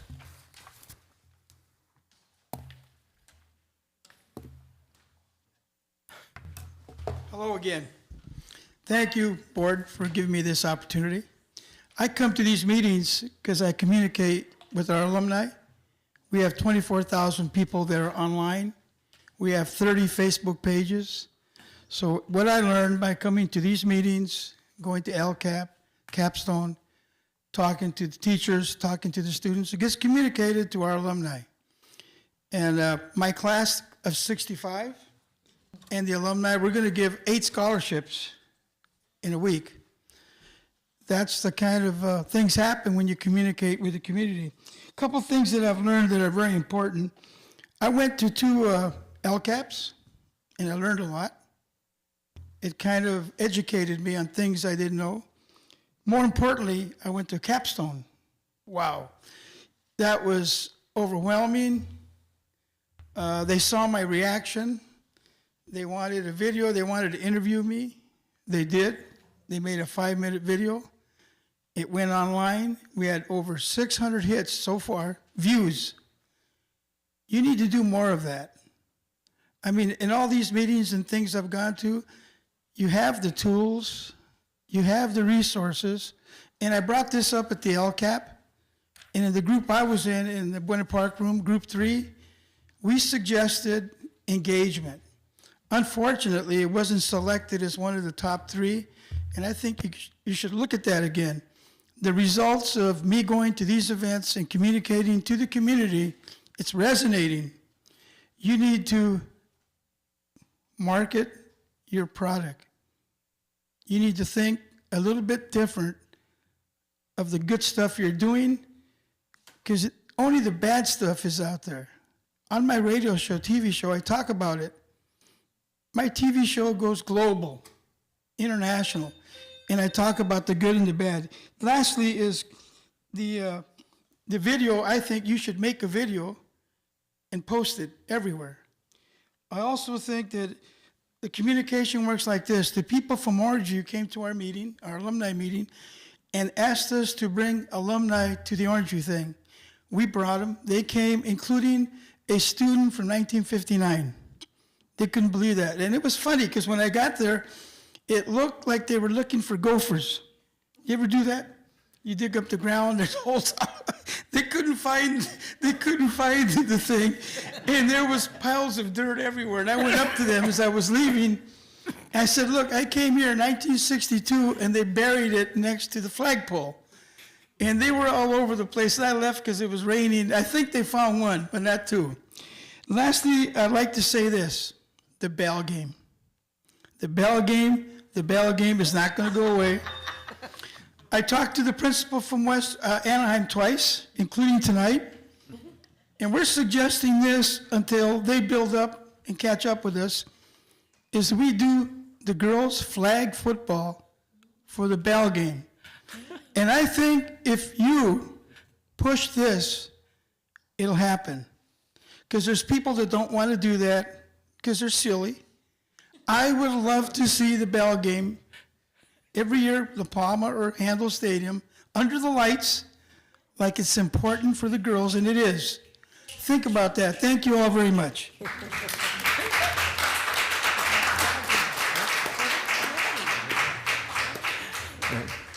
Next, Mr. Dan Gleason.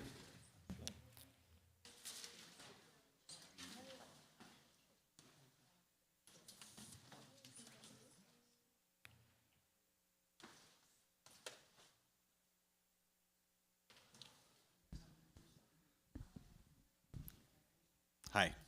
I just want to say thank you so much for allowing me an opportunity to speak to you tonight. I'm Dan Gleason. I'm a program director at Waymakers. We're a nonprofit organization that's been working in Orange County since 1972. And the only reason I'm here tonight is to thank you for the strong partnership that Waymakers has had with the Anaheim Union High School District over many, many years. And I'll tell you, most recently, we were funded through the Orange County Healthcare Agency to implement drug and alcohol prevention to students. And this was about 2019. When COVID hit, we found that a lot of the districts were moving inward, and they were reluctant to work with outside organizations. And we approached Dr. Cruz and other officials here in Anaheim, and we were treated very warmly. We developed a partnership, and we began implementing a drug and alcohol prevention program in middle and high schools. It was a multi-session, evidence-based curriculum, Too Good for Drugs, really, really highly evaluated and successful. And also we were implementing parent workshops and youth-led activities. So we've been doing that for 5 years here. We got refunded. We have 2 more years in our new grant with the opportunity for 2 extension years. And this year, we've been working in Sycamore, Walker, and Ball Middle School. Because of this program, we had the opportunity to leverage that relationship and the work that we're doing in Anaheim to bring in other money into Anaheim. We won a grant award from the Sierra Health Foundation. They had funding from, is that 1 minute? Yeah, okay, thanks. They received money from Prop 64, which is the marijuana tax that has to be reinvested in prevention programs. And so we were able to implement the Elevate Youth program. Its overarching goal is drug and alcohol prevention, but it's achieved, student reduction in substance use is achieved through leadership development. This is the program that culminated last year with the wellness room at Cypress High School. And so this year we've been working in Orangeview Middle School and Ball Road, and next year we hope to be in Loara High School, Cypress High School, and Western High School. And so anyway, I just wanted to come and tell you in person, thank you very much for your support, entering into MOUs with us, and we hope that the project is going to live on for many years. Thank you. Thank you.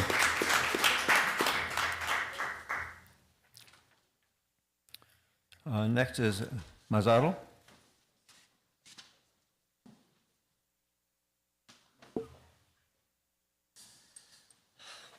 Ehe kualitutaki nihitoka masa nochan kali huhutugna istak tepet sitlali. I always show respect to the tribes over here before us, you know, as an indigenous person, that's Native American protocol. I want to thank the school board for the last time we were here. I saw Citlali and Virginia Carmelo, the one that wrote the letter to remove the name of the school, the college. She was here in the background, and you guys voted yes to work with the nonprofit 501c3 Sacred Path, and I think it's very important. It's time. Like I heard some people here earlier that we're being, we're including other people, you know, and I think that's important. Different times now. And I actually I was so happy to see the 2 young females from Cypress High School. How they took ethnic studies and how it's helping them. It reminded me when I came here, I was 13 years old when I came to this school board, and I got to fight for Chicano history, Chicano studies, and that helped me, and also my grandpa teaching me oral tradition of where we come from as an indigenous Mexican or a Native American, same people. The last thing also, our petition, we're almost at 13,000. We had a invitation from a band called Tribe Called Red. They're a Native American band from Canada, very known. It's like techno-electric powwow music, and they actually, we did a 30-second interview about the colonists and the name and the history and the tangwa, so it was really nice to have them, and we were invited. One of my good friends, Siri, if you're watching from Laguna Beach, she was really helpful in inviting me and buying me a ticket. The last thing was, yes, when we get ethnic studies approved, hopefully soon at the Anaheim High School, that they teach Toipurina's history.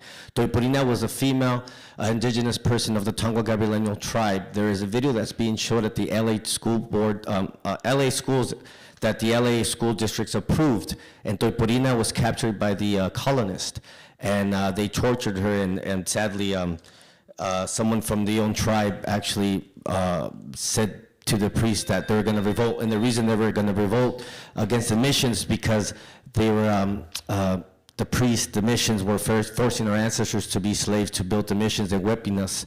That's what the colonists would do, and that's an example of why the school colonists should come down. And also the alumni association, if you're watching the treasurer, I don't think you were very respectful or appropriate when I went to the meeting. She says she sees me in the city council meetings, and I speak the truth. I speak from my heart. I was respectful, and she was very attacking me verbally, and I was very quiet, and she just, right when I sat down, the Church of the Anaheim Alumni Association said, "You can't be here. You're not supposed to be here. I know why you're here. I see you. I know who you are. You want to take down the name of the colonists and Native Americans. The hell with you, blah, blah, blah." So I said, "Hey, I'm actually here to become a member. I'm an alumni, class of 98. And she goes, "What an expression." And actually have an Aztec dance group next door at the Anaheim Downtown Community Center. "Oh, and I actually know somebody," I won't mention his name, he's a high school coach at Anaheim High School that I knew. So she went, "So do I have to leave now?" She said, "No." So I gave her a letter of the tribe and said, I will stay, and I wanted to donate money to a family that lives in a car that goes to Anaheim High School. So sadly, that's another example and truth of why the name of the school should come down at Anaheim High School. That's it. Thank you so much. Gracias. Artie Castillo?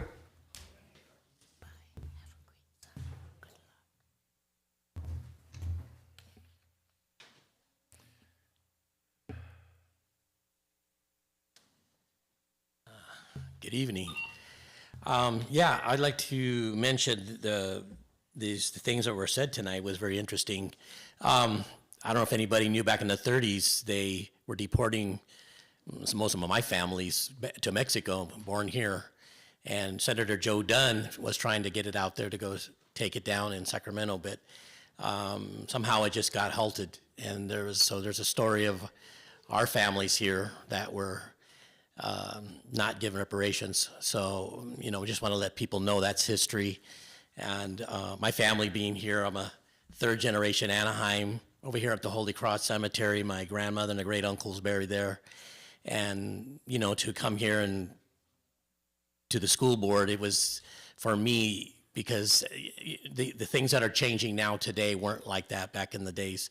We were going through a lot. And so I've seen a big change here. I'm so happy. So I was hearing things that were progressing forward.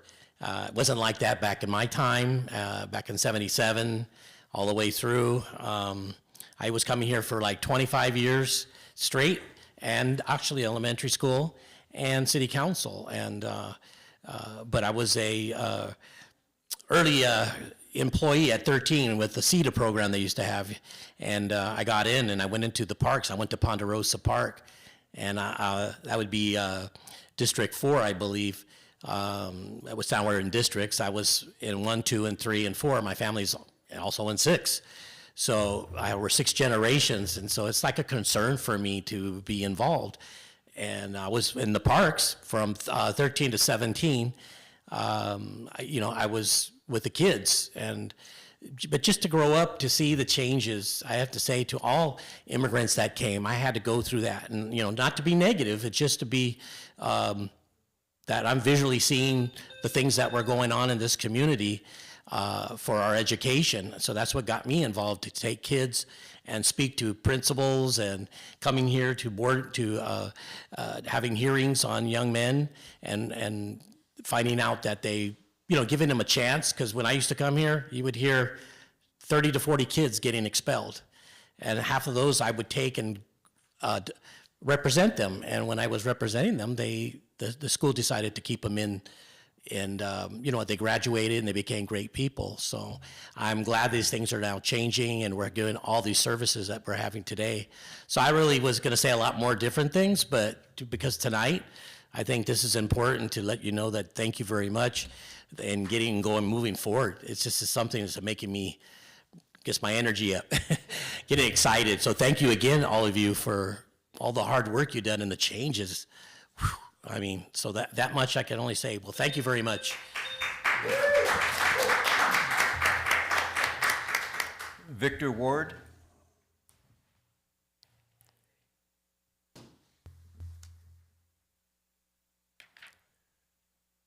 Good evening, board and superintendent.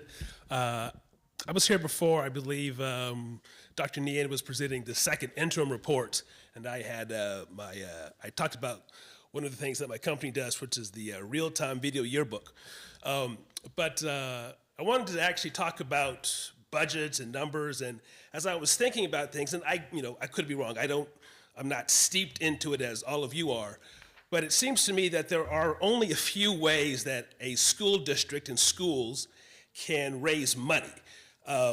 One is fundraisers and donations, ticket sales.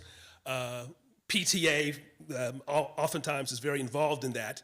And to me, the real-time yearbook is something that not only satisfies part of that media arts curriculum and need, but it also gives schools and districts that additional revenue, which is unrestricted. So you're able to take funds from one source, unlock them, and gives the district and schools an opportunity to spend money with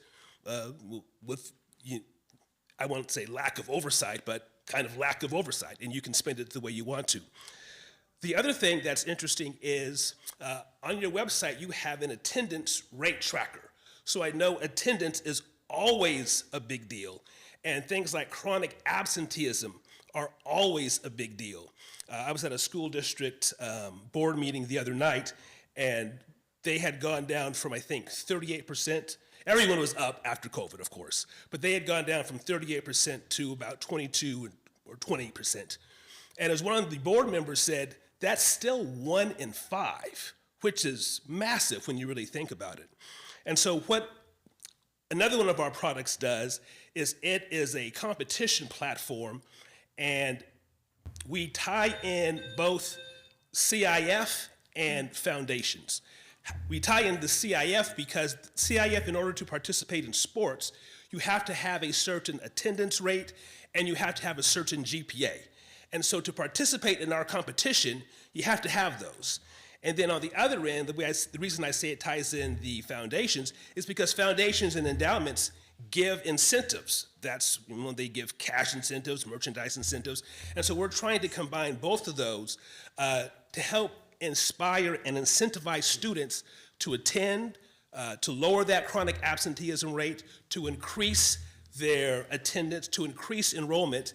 And as they go, as they say, you get more of whatever you reward. And so we want to reward students for attending, for participating in class, and for trying. So I want to throw that out there and hopefully get a chance to speak with someone about maybe working together in the future.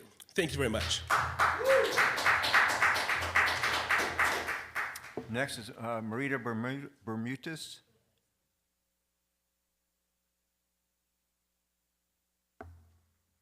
Sorry.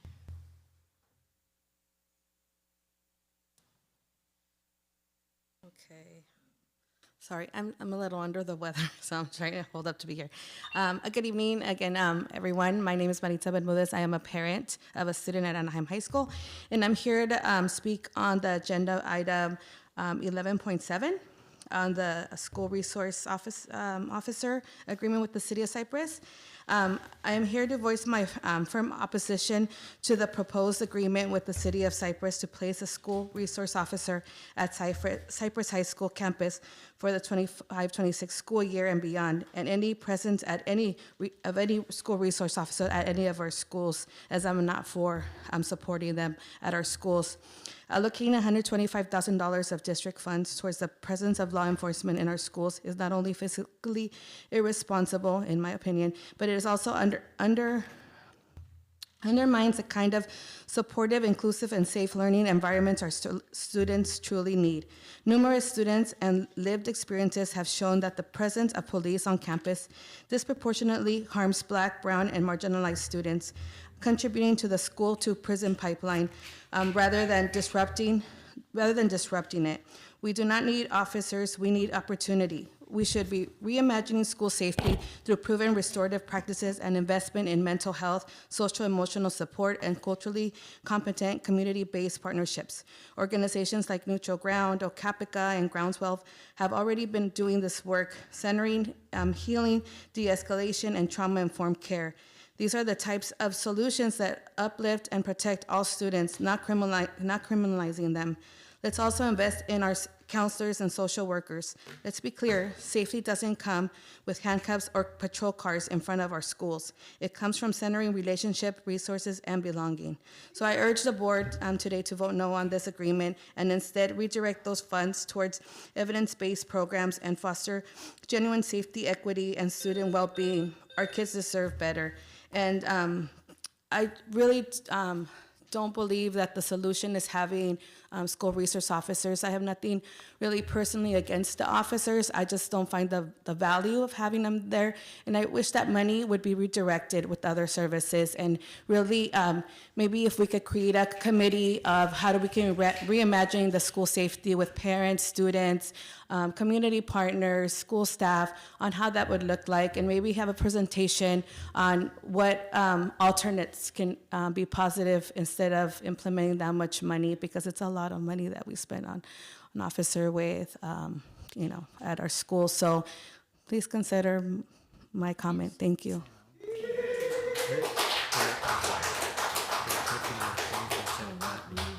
Next item is superintendent and staff report. I have no report. I have a quick report. I have two things. As you heard from a number of our speakers tonight, we just finished capstone season. So I'm just incredibly proud of our staff, our site admin and their site leadership teams, along with the teachers and all the staff who made our capstone showcases across the district happen. As you heard Abigail speak when she came up to share her reflection on the reflections contest with PTA, it just shows the power of reflection. As she was talking about her journey and that piece, that's exactly what the capstone aims to do, is create opportunities for students to regularly reflect on their learning in classrooms, and then at the end, the culminating showcase is a reflection on their journey both at the junior high and the senior high. So really proud of the great work at our school. And then similarly, this past weekend, Mr. Matsuda and I finished co-teaching with our partners at Cal State Fullerton, our LEAD program. For those that don't know, our LEAD program is our administrative credential program that we do in partnership with Cal State Fullerton to prepare our teachers and counselors who want to pursue an administrative credential and potentially become an administrator. But the program is more about leadership. It doesn't mean they have to become an administrator. And like our students, we ask our graduates to go through their own capstone showcase. And so to see them reflect on their learning over the last year and a half in the LEAD program was incredible. A lot of emotions with them and their learning, but it was also one of the things that Mike and I had asked of our LEAD candidates is to reflect on the experience of going through a capstone like our students, like how it was for them, and can you make connections in terms of what we're asking our students to do. And all of them saw the value in that experience and that reflection, and in turn we're grateful for the capstone experiences we're doing with our students. So we're trying to build that in all that we do. So I just want to share those updates with you. Good. No report. Dr. Neen? Yes, I want to first thank the community for applying to be on our Citizens Bond Oversight Committee. We do still have one vacancy that we have to fill, is the business category. So a person representing in the active business association. So the application is still on the website, and we do encourage everyone to apply. So we're almost there. So thank you so much. No? All right, okay. Moving on to 11.1, school-sponsored student organizations. So moved. Second. Motion is second. Any discussion? Seeing none, all in favor say aye. Aye. Opposed? That's 5-0. 11.2, resolution number 2024/25-B-21, approval of Anaheim High School District entering election results into the minutes and certifying to the Board of Supervisors of Orange County all proceedings in the November 5, 2024 general obligation bond election. So moved. Second. So this motion is second. Any comments? Seeing none, Mrs. Smith? Aye. Mr. Hoshi? Aye. Ms. Randall Trejo? Aye. Ms. Guerrero? Aye. And I vote aye. Resolution this is 11.3, resolution number 2024-25-B-22, South Coast Air Quality Management District SQAM, I'll start all over, SCAQMD, Lower Emission School Bus Program. So moved. Second. Motion and a second. Any discussion, questions? Seeing none, roll call. Mrs. Smith? Aye. Mr. Hoshi? Aye. Ms. Randall Trejo? Aye. Ms. Guerrero? Aye. And I vote aye. Boy, were my eyes around, rolling around. Okay, 11.4, resolution number 2024-25-E-26, Asian American and Pacific Islander Heritage Month. So moved. Second. A motion and a second. Any comment? Seeing none. Mrs. Smith. Aye. Mr. Hoshi. Aye. Ms. Randall Trejo. Aye. Ms. Guerrero. Aye. And I vote aye.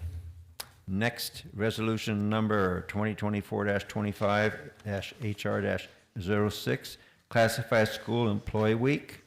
So moved. Second. I should say May 18th through the 24th, 2025. So I got a motion and a second. Yes. Comments? Mrs. Smith? Aye. Mr. Hoshi? Aye. Ms. Randall Trejo? Aye. Ms. Guerrero? Aye. And I vote aye. Next item, 11.6, revised board policy of 5405, in parentheses, 5030, student wellness, first reading. Next item is 11.7, agreement, school resource officer, City of Cypress. So moved. Motion and a second. Any discussion? Yes, can we just get a quick, brief overview again of what the school resource officer does and how we use them?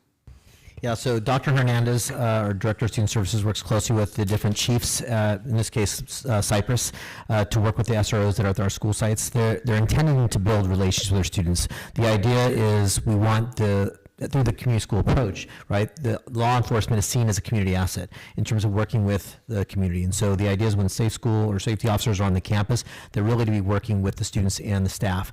They're not there to enforce the rules. That is the site administration and the staff as a whole, but they're there as a optic for safety and also as a way that they work closely with the staff. They are invited to community events. They go to local football games and the different events to, again, build that community. Yes, there are times where there may be situations that they do have to support, because there may be a crime that was committed, so they will work with that, but they often have the relationships, which helps work through that process a little bit smoother. But their real charge is to build relationships and work closely with the community. It's my understanding, yes, that they're building the capacity, so they really kind of know, they know our staff, they know our students as well, and they build the capacity even with families. Correct, that's the intent. I mean, obviously a school like, in this case, Cypress, there's over 2,500 students. I don't expect them to know all students, but they're present on the campus. They're usually at lunch with students. So the idea is they're working to build a relationship with students and the staff. And yes, they do often attend the coffee with the principal. They often can be a part of different events in the community where they're a part of the fabric of what's going on within that school. I want to comment that there was a really great presentation from our resource officers in partnership with the police department at Cypress regarding e-bikes and how quickly those laws are changing and what parents can do and helping us to get a process in place, for the safety of our students. And the presentation was well attended and we had a lot of great questions, and so that was another, I think, way that we partner with our resource officers. And we did have a presentation with our resource officers, and it was a while back, that really demonstrated really the partnership, and that we kind of hand select these officers who actually go into our schools. Yeah, I think each of our police chiefs are well aware of the image that the police have in the communities, so they're very selective in the SROs who represent the police, and I would say that many of the SROs are from the community, they grew up in the community, and they do have trust with the community. Dr. Hernandez does meet with specifically the Anaheim team more often. It's our largest, but he meets with them periodically to check in and then bring issues that are brought to our attentions to them. And likewise, if they hear concerns, they bring them to us so we can work together to make things better. So they're not there in any form or fashion of administering punishment? No. And they also have different laws governing education versus being on the street? Yeah, there's Ed Code, which is what we follow, and then there's Penal Code, which is what they follow. And then when we're on campus, we're obviously following Ed Code. But if a crime is committed, if weapons on campus or something of that nature, then they would assist with that. Yeah, yeah. And my experience has been when I've been on campuses and you see an SRO and the students are out of class, they're like a magnet. The students are around the SRO. And the same thing happens when after school, when the students are in a strip mall and the SRO is there, which they quite often are, is not on the campus, but off the campus afterwards and observing. The students, again, they're like a magnet. They're around there. They want to talk to the SRO. So they're building a relationship, a good one. And that is permeated throughout the community in that respect. So thank you. So we have a motion and a second. All in favor say aye. Aye. Opposed? 5-0. 11.8, Carl Mover, infrastructure grant funding. So moved. Second. Motion and a second. Discussion? Seeing none, all in favor say aye. Aye. Aye. Opposed? 5-0. 11.9, agreement, OC Petroleum Equipment, Inc. So moved. Second. Motion and a second. Any discussion? Seeing none, all in favor say aye. Aye. Opposed? 5-0. 11.10, ratification leaseback agreement, Scorpio Enterprises, DBA Airmasters Inc., Airmasters Air Conditioning, Anaheim High School Kitchen, HVAC-RFP number 2023-08. So moved. Motion and a second. Any discussion? Seeing none, all in favor say aye. Aye. Aye. Opposed? 5-0. 11.11, ratification leaseback agreement, Scorpio Enterprises, DBA Airmasters Air Conditioning, Catella High School Kitchen, HVAC-RFP- or number 2023-08. So moved. Second. Motion and a second. Question? Okay, all in favor say aye. Aye. Opposed? 5-0.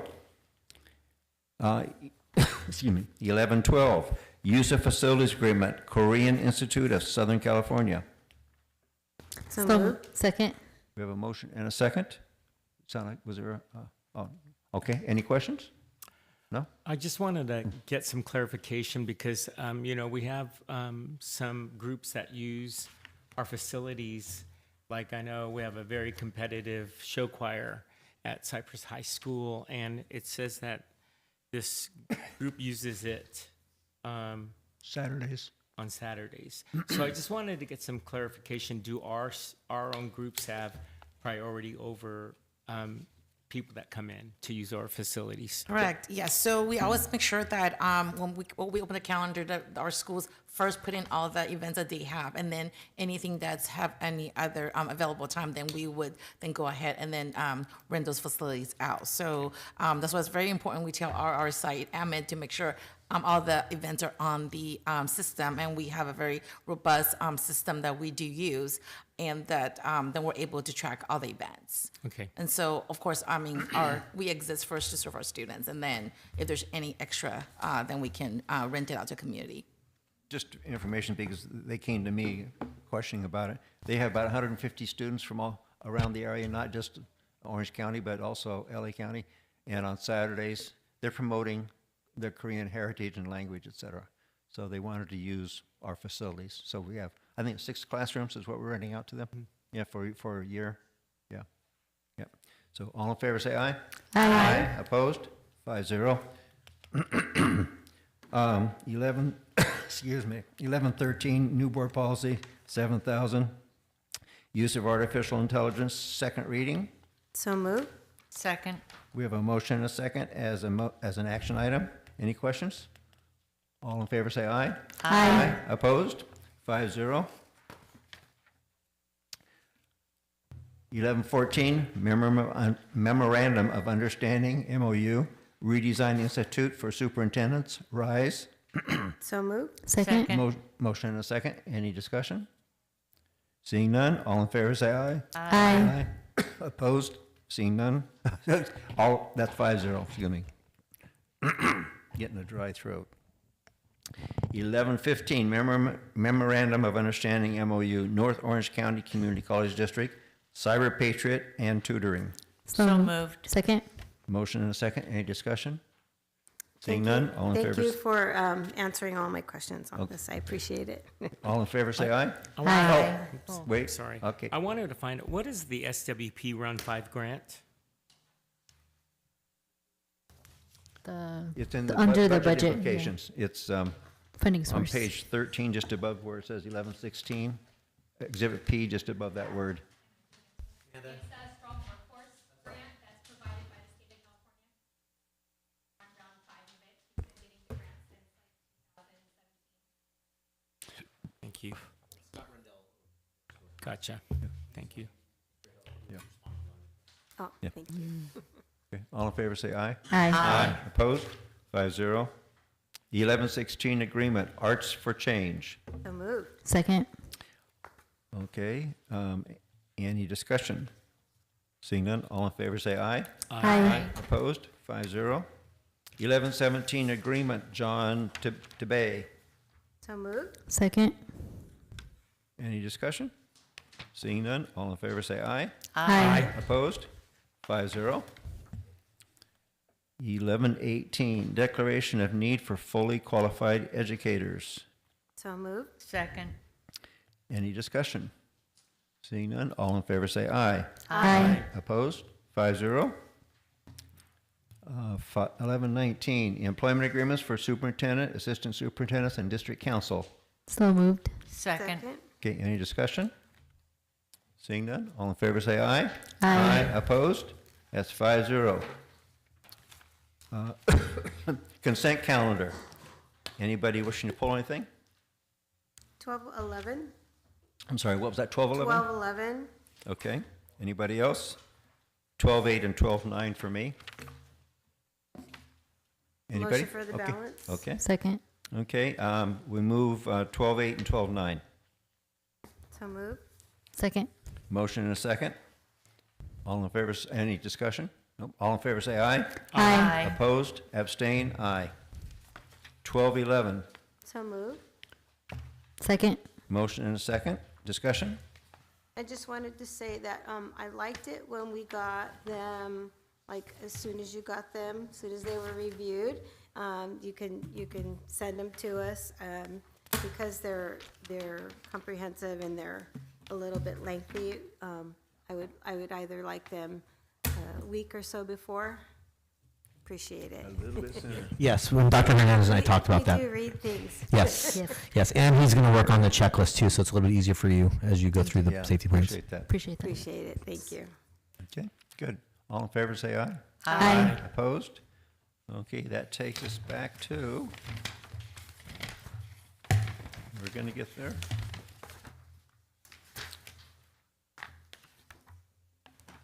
Get to Board of Trustees reports. I have nothing to report other than to say thank you to our superintendent and his staff. You are wonderful people, and you have done a wonderful job, and I say this in closed session, I say it in open session. You folks work very hard, and the general public has no idea how much work that these people put in, and they earn every penny. So my gratitude and thank you. Mr. Hoshi.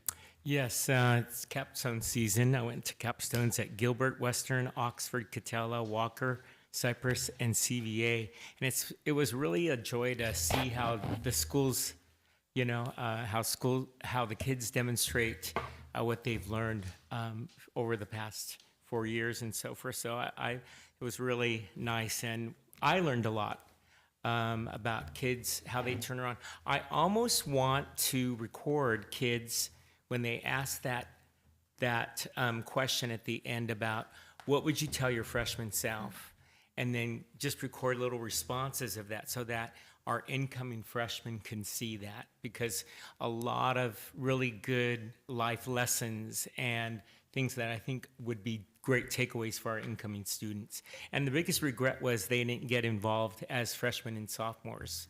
So I just constantly hear that kind of thing going on. So I hope we can consider that Went to the Community Schools Leading and Learning Lab with trustees Guerrero and Trejo, and met National Education President Becky Pringle, and yes, and that presentation at Loera and Ball was phenomenal. Open house at Magnolia. One of our students, Jeannie Beckett from Oxford Academy, we paid tribute. Mr. Matsuda and Dr. Freed were there too, and it was just really heartfelt. The students from her cluster homeroom, and then they dedicated a garden to her. Went to the IB Film Festival at Kennedy High School, and looking forward to the film festival at Catella this Friday. CVA was part of their WASP focus group in the morning, and then went to Oxford's Open House and the District PTSA Honorary Service Awards that evening. Attended the city of Buena Park and was really proud of one of our Oxford grads who is now a city council member for Buena Park, Lamia Hoke. And so we're so proud of her. The ALCAP finals, of course, that last night is always great with that taco dinner, but I also have to say we had student performers there too. So that just was like the cherry on top of the sundae there. It was so great to see our kids. Walker did something different too with their capstone. They had a festival of learning, and I saw so many parents there. Heroes and Villains, a choir show for Oxford Academy's final show. Mr. Matsuda and I were on a bus, and I see Mr. Collar out there too. We went to the pilgrimage to Manzanar, and it was a very moving trip for me since my father was interned in the camps and so forth, and it really caused me to dig up and really do investigation about my own story, which a couple of students from the ethnic studies class shared that I went into their class and gave a presentation about my dad's journey through that and so forth. So I was, I just really want to give a shout out to Gacy Ariano, the curriculum specialist for ethnic studies, and Jordan Garcia, and then our very own Charles Koo, because they put a lot of time in organizing this event for over 100 students and staff members going on 3 buses. So to load up all those snacks at 5 o'clock in the morning when we left at 6 and to unload them and clean the buses and things, it was pretty phenomenal. We went, a group of us went to the Anaheim Mayor State of the City at the Grove, Mayor Ashley Aiken, and I was joined by trustees Guerrero and Rando Trejo, Dr. Freed, and then the principals Rafael Santiago, Chuck Hernandez, Nancy Cortez, Ruben Galleros, and Mariana Lee. Just to exciting plans for the future of the city of Anaheim. Ambassador installation banquet, Miss Rando Trejo and I saw the ceremonial candle lighting, passing of the torches of our new ambassadors. Let's see, ribbon cutting at Cypress College for the Boys and Girls Club. They're having actually a station there for college counseling and workforce counseling and development. Let's see. The Orange View thing, I think Mr. Flores had talked about us digging up the time capsules, and we found one of them. So, but it was amazing. I met one gentleman, lots of alumni coming back to celebrate, but I met one alumni that drove all the way from Arkansas. Oh, my. So I was like, wow. And I have a hard time getting up that morning from, 5 minutes away. I was like, you drove from Arkansas? Wow. Not that morning. I have nothing to complain about, so. And then the City of Cypress liaison meeting, we met with Mayor David Burke and the police chief, and several of us were there, and so it's rich discussion about that. Oh gosh, May 6th, just recently, 2 nights ago, we had our AINE Cadence Parent Tal Hami. I'd like to thank Mr. Matsuda and Dr. Freed and Tyler Sherman. The room was packed with parents and a lot of rich questions. And I hope that we can have more of those things because I think we learn so much from each other. And questions, we got more questions, and I thought they were really important questions. And I think it demonstrates the work that we're doing in our district, how we're leading the way with AI and the tools that we're using.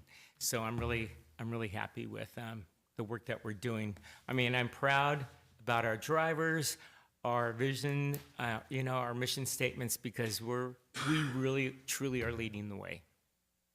Thank you. Thank you for sharing that.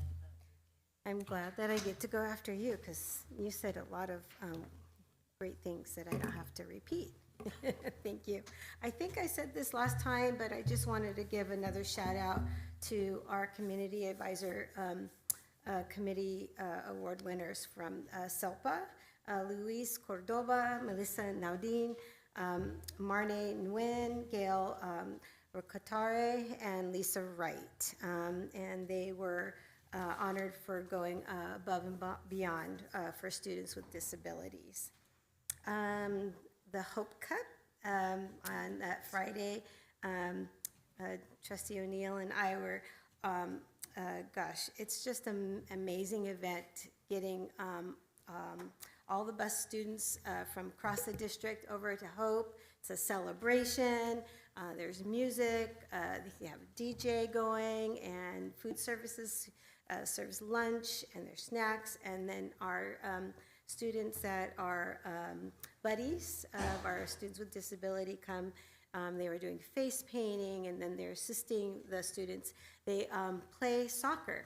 They have little soccer meets out on the field, but there's a lot of other things going on. I think there's like on the other side, there's, what do you call those blow-up things that obstacle courses, yes.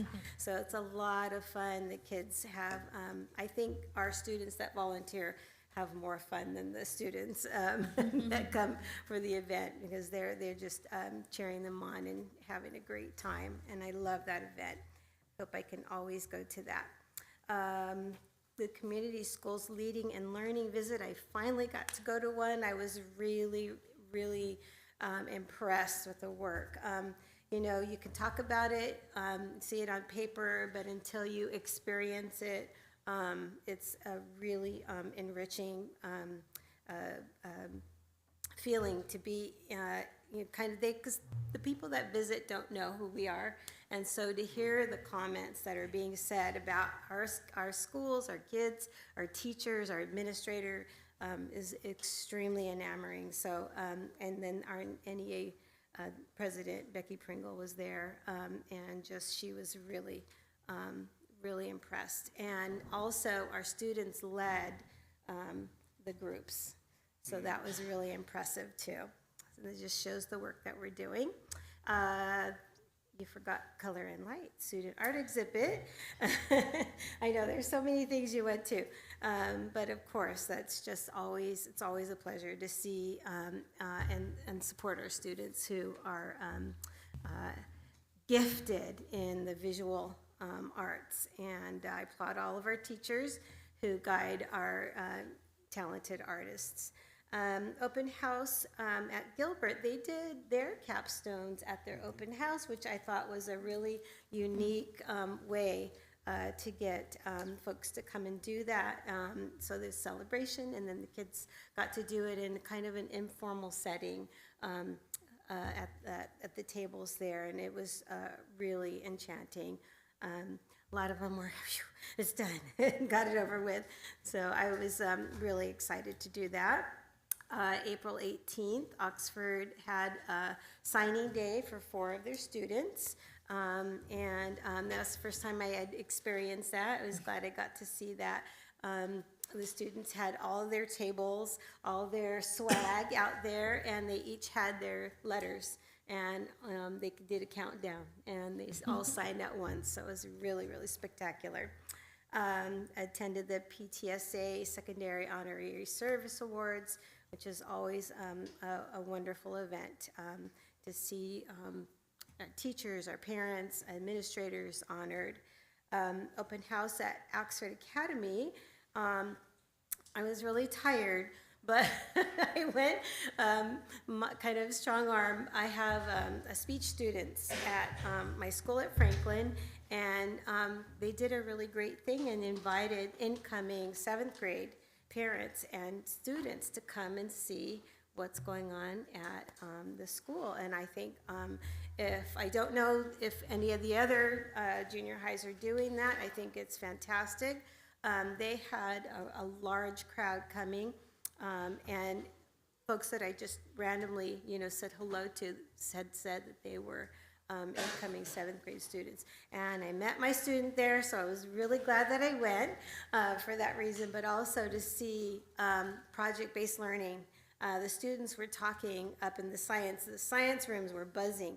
They were actually talking about how they solve their science projects, and they talked about how there was out of 5 students, there was that one leader that knew, oh, this is the way we got to do this project, and they let them do it, and it failed.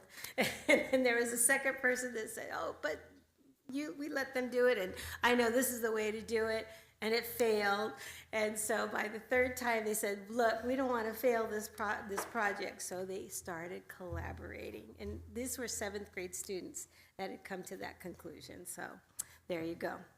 Attended the Manzanar pilgrimage, which, it just, you have no words when you're there. And to see the pilgrimage, people come year after year to really pay homage to the folks that were interned there. And it's a fabulous learning experience for our students. So kudos to everybody who put that together.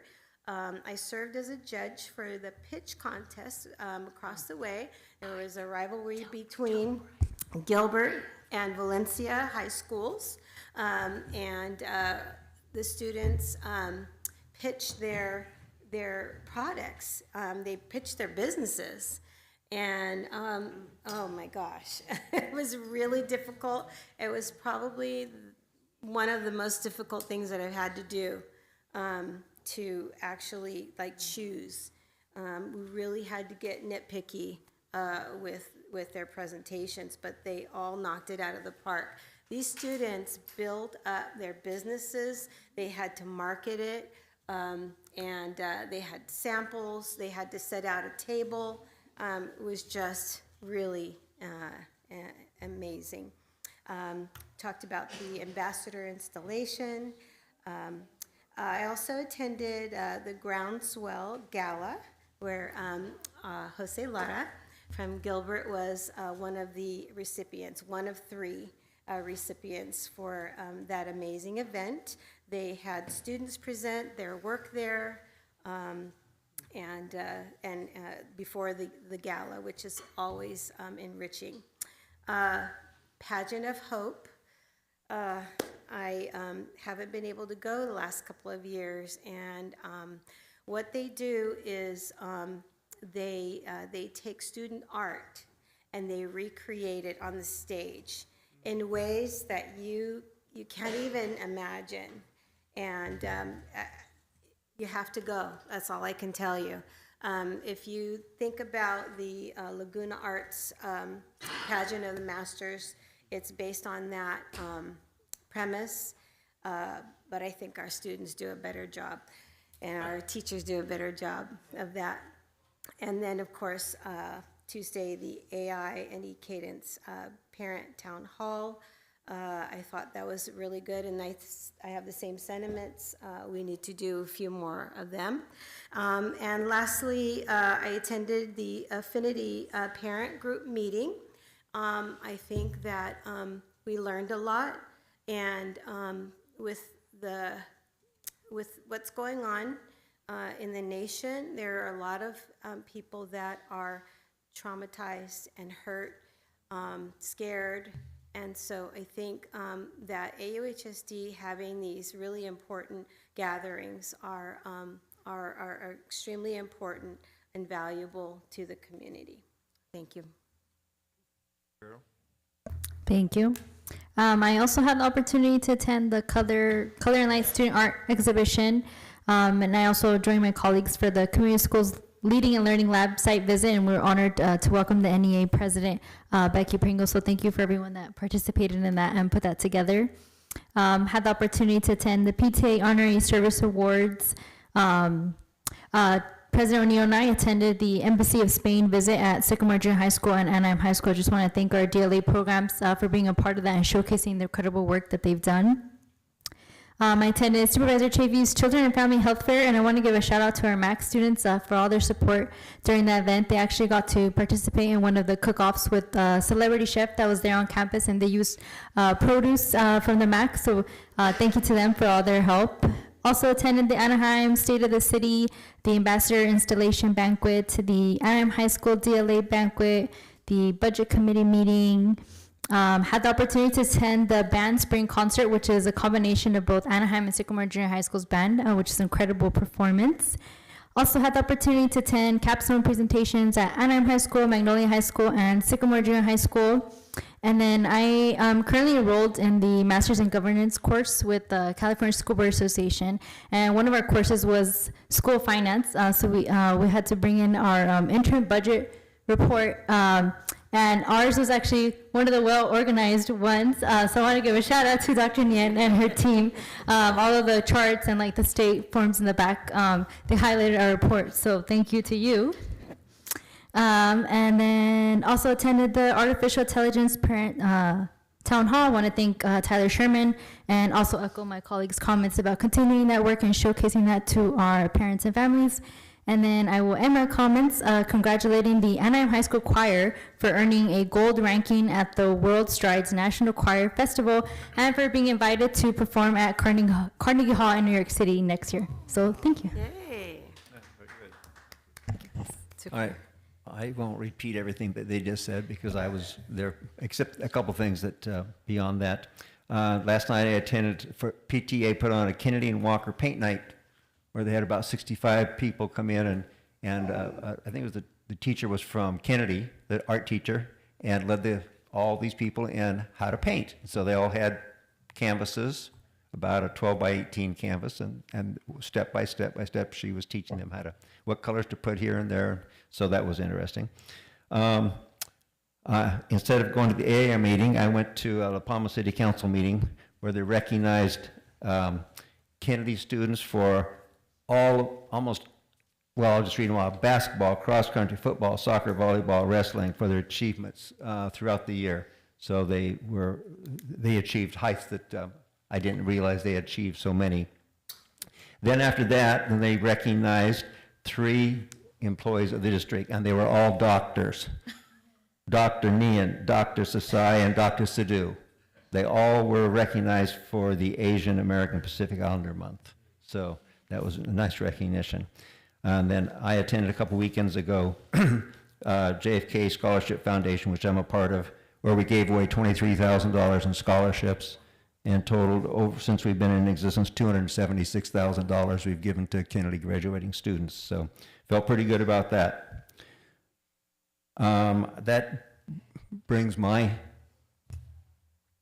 speech to an end.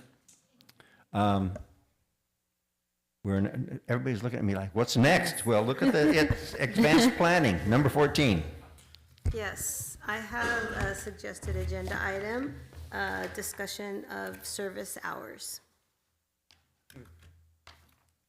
Is that for an agenda item, or do you want a Friday report on the whys and wherefores of what we have done in the past and why we're not doing it now, or what? I think that maybe we could, it doesn't have to be agendized immediately, but I at some point want to revisit. Yeah, maybe if we go back through a Friday update and get a discussion from staff, and that might generate something for the agenda then. Gotcha. How's that sound? Gotcha. Okay. All right. Anybody else? Do you second my motion? Yeah. I just did. Third. Yeah, so it takes 2. Okay, that's for advanced planning, future meeting dates. You'll see that there. So future meeting. So all the years are popping up. So you know what happens in about 2 weeks. Less than 2 weeks, and that's graduations are upon us. And you know what happens after May 23rd? Everybody's sitting out in the audience saying, what is he talking about?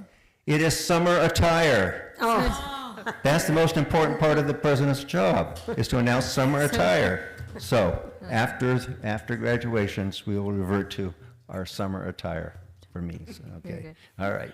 Mr. Oshi's over here laughing away. All right. Do I have a motion to adjourn? And happy Mother's Day to all the mothers out there. Oh, yes. Thank you. Yes. Yes, so move. Second. Motion and a second. All in favor, say aye.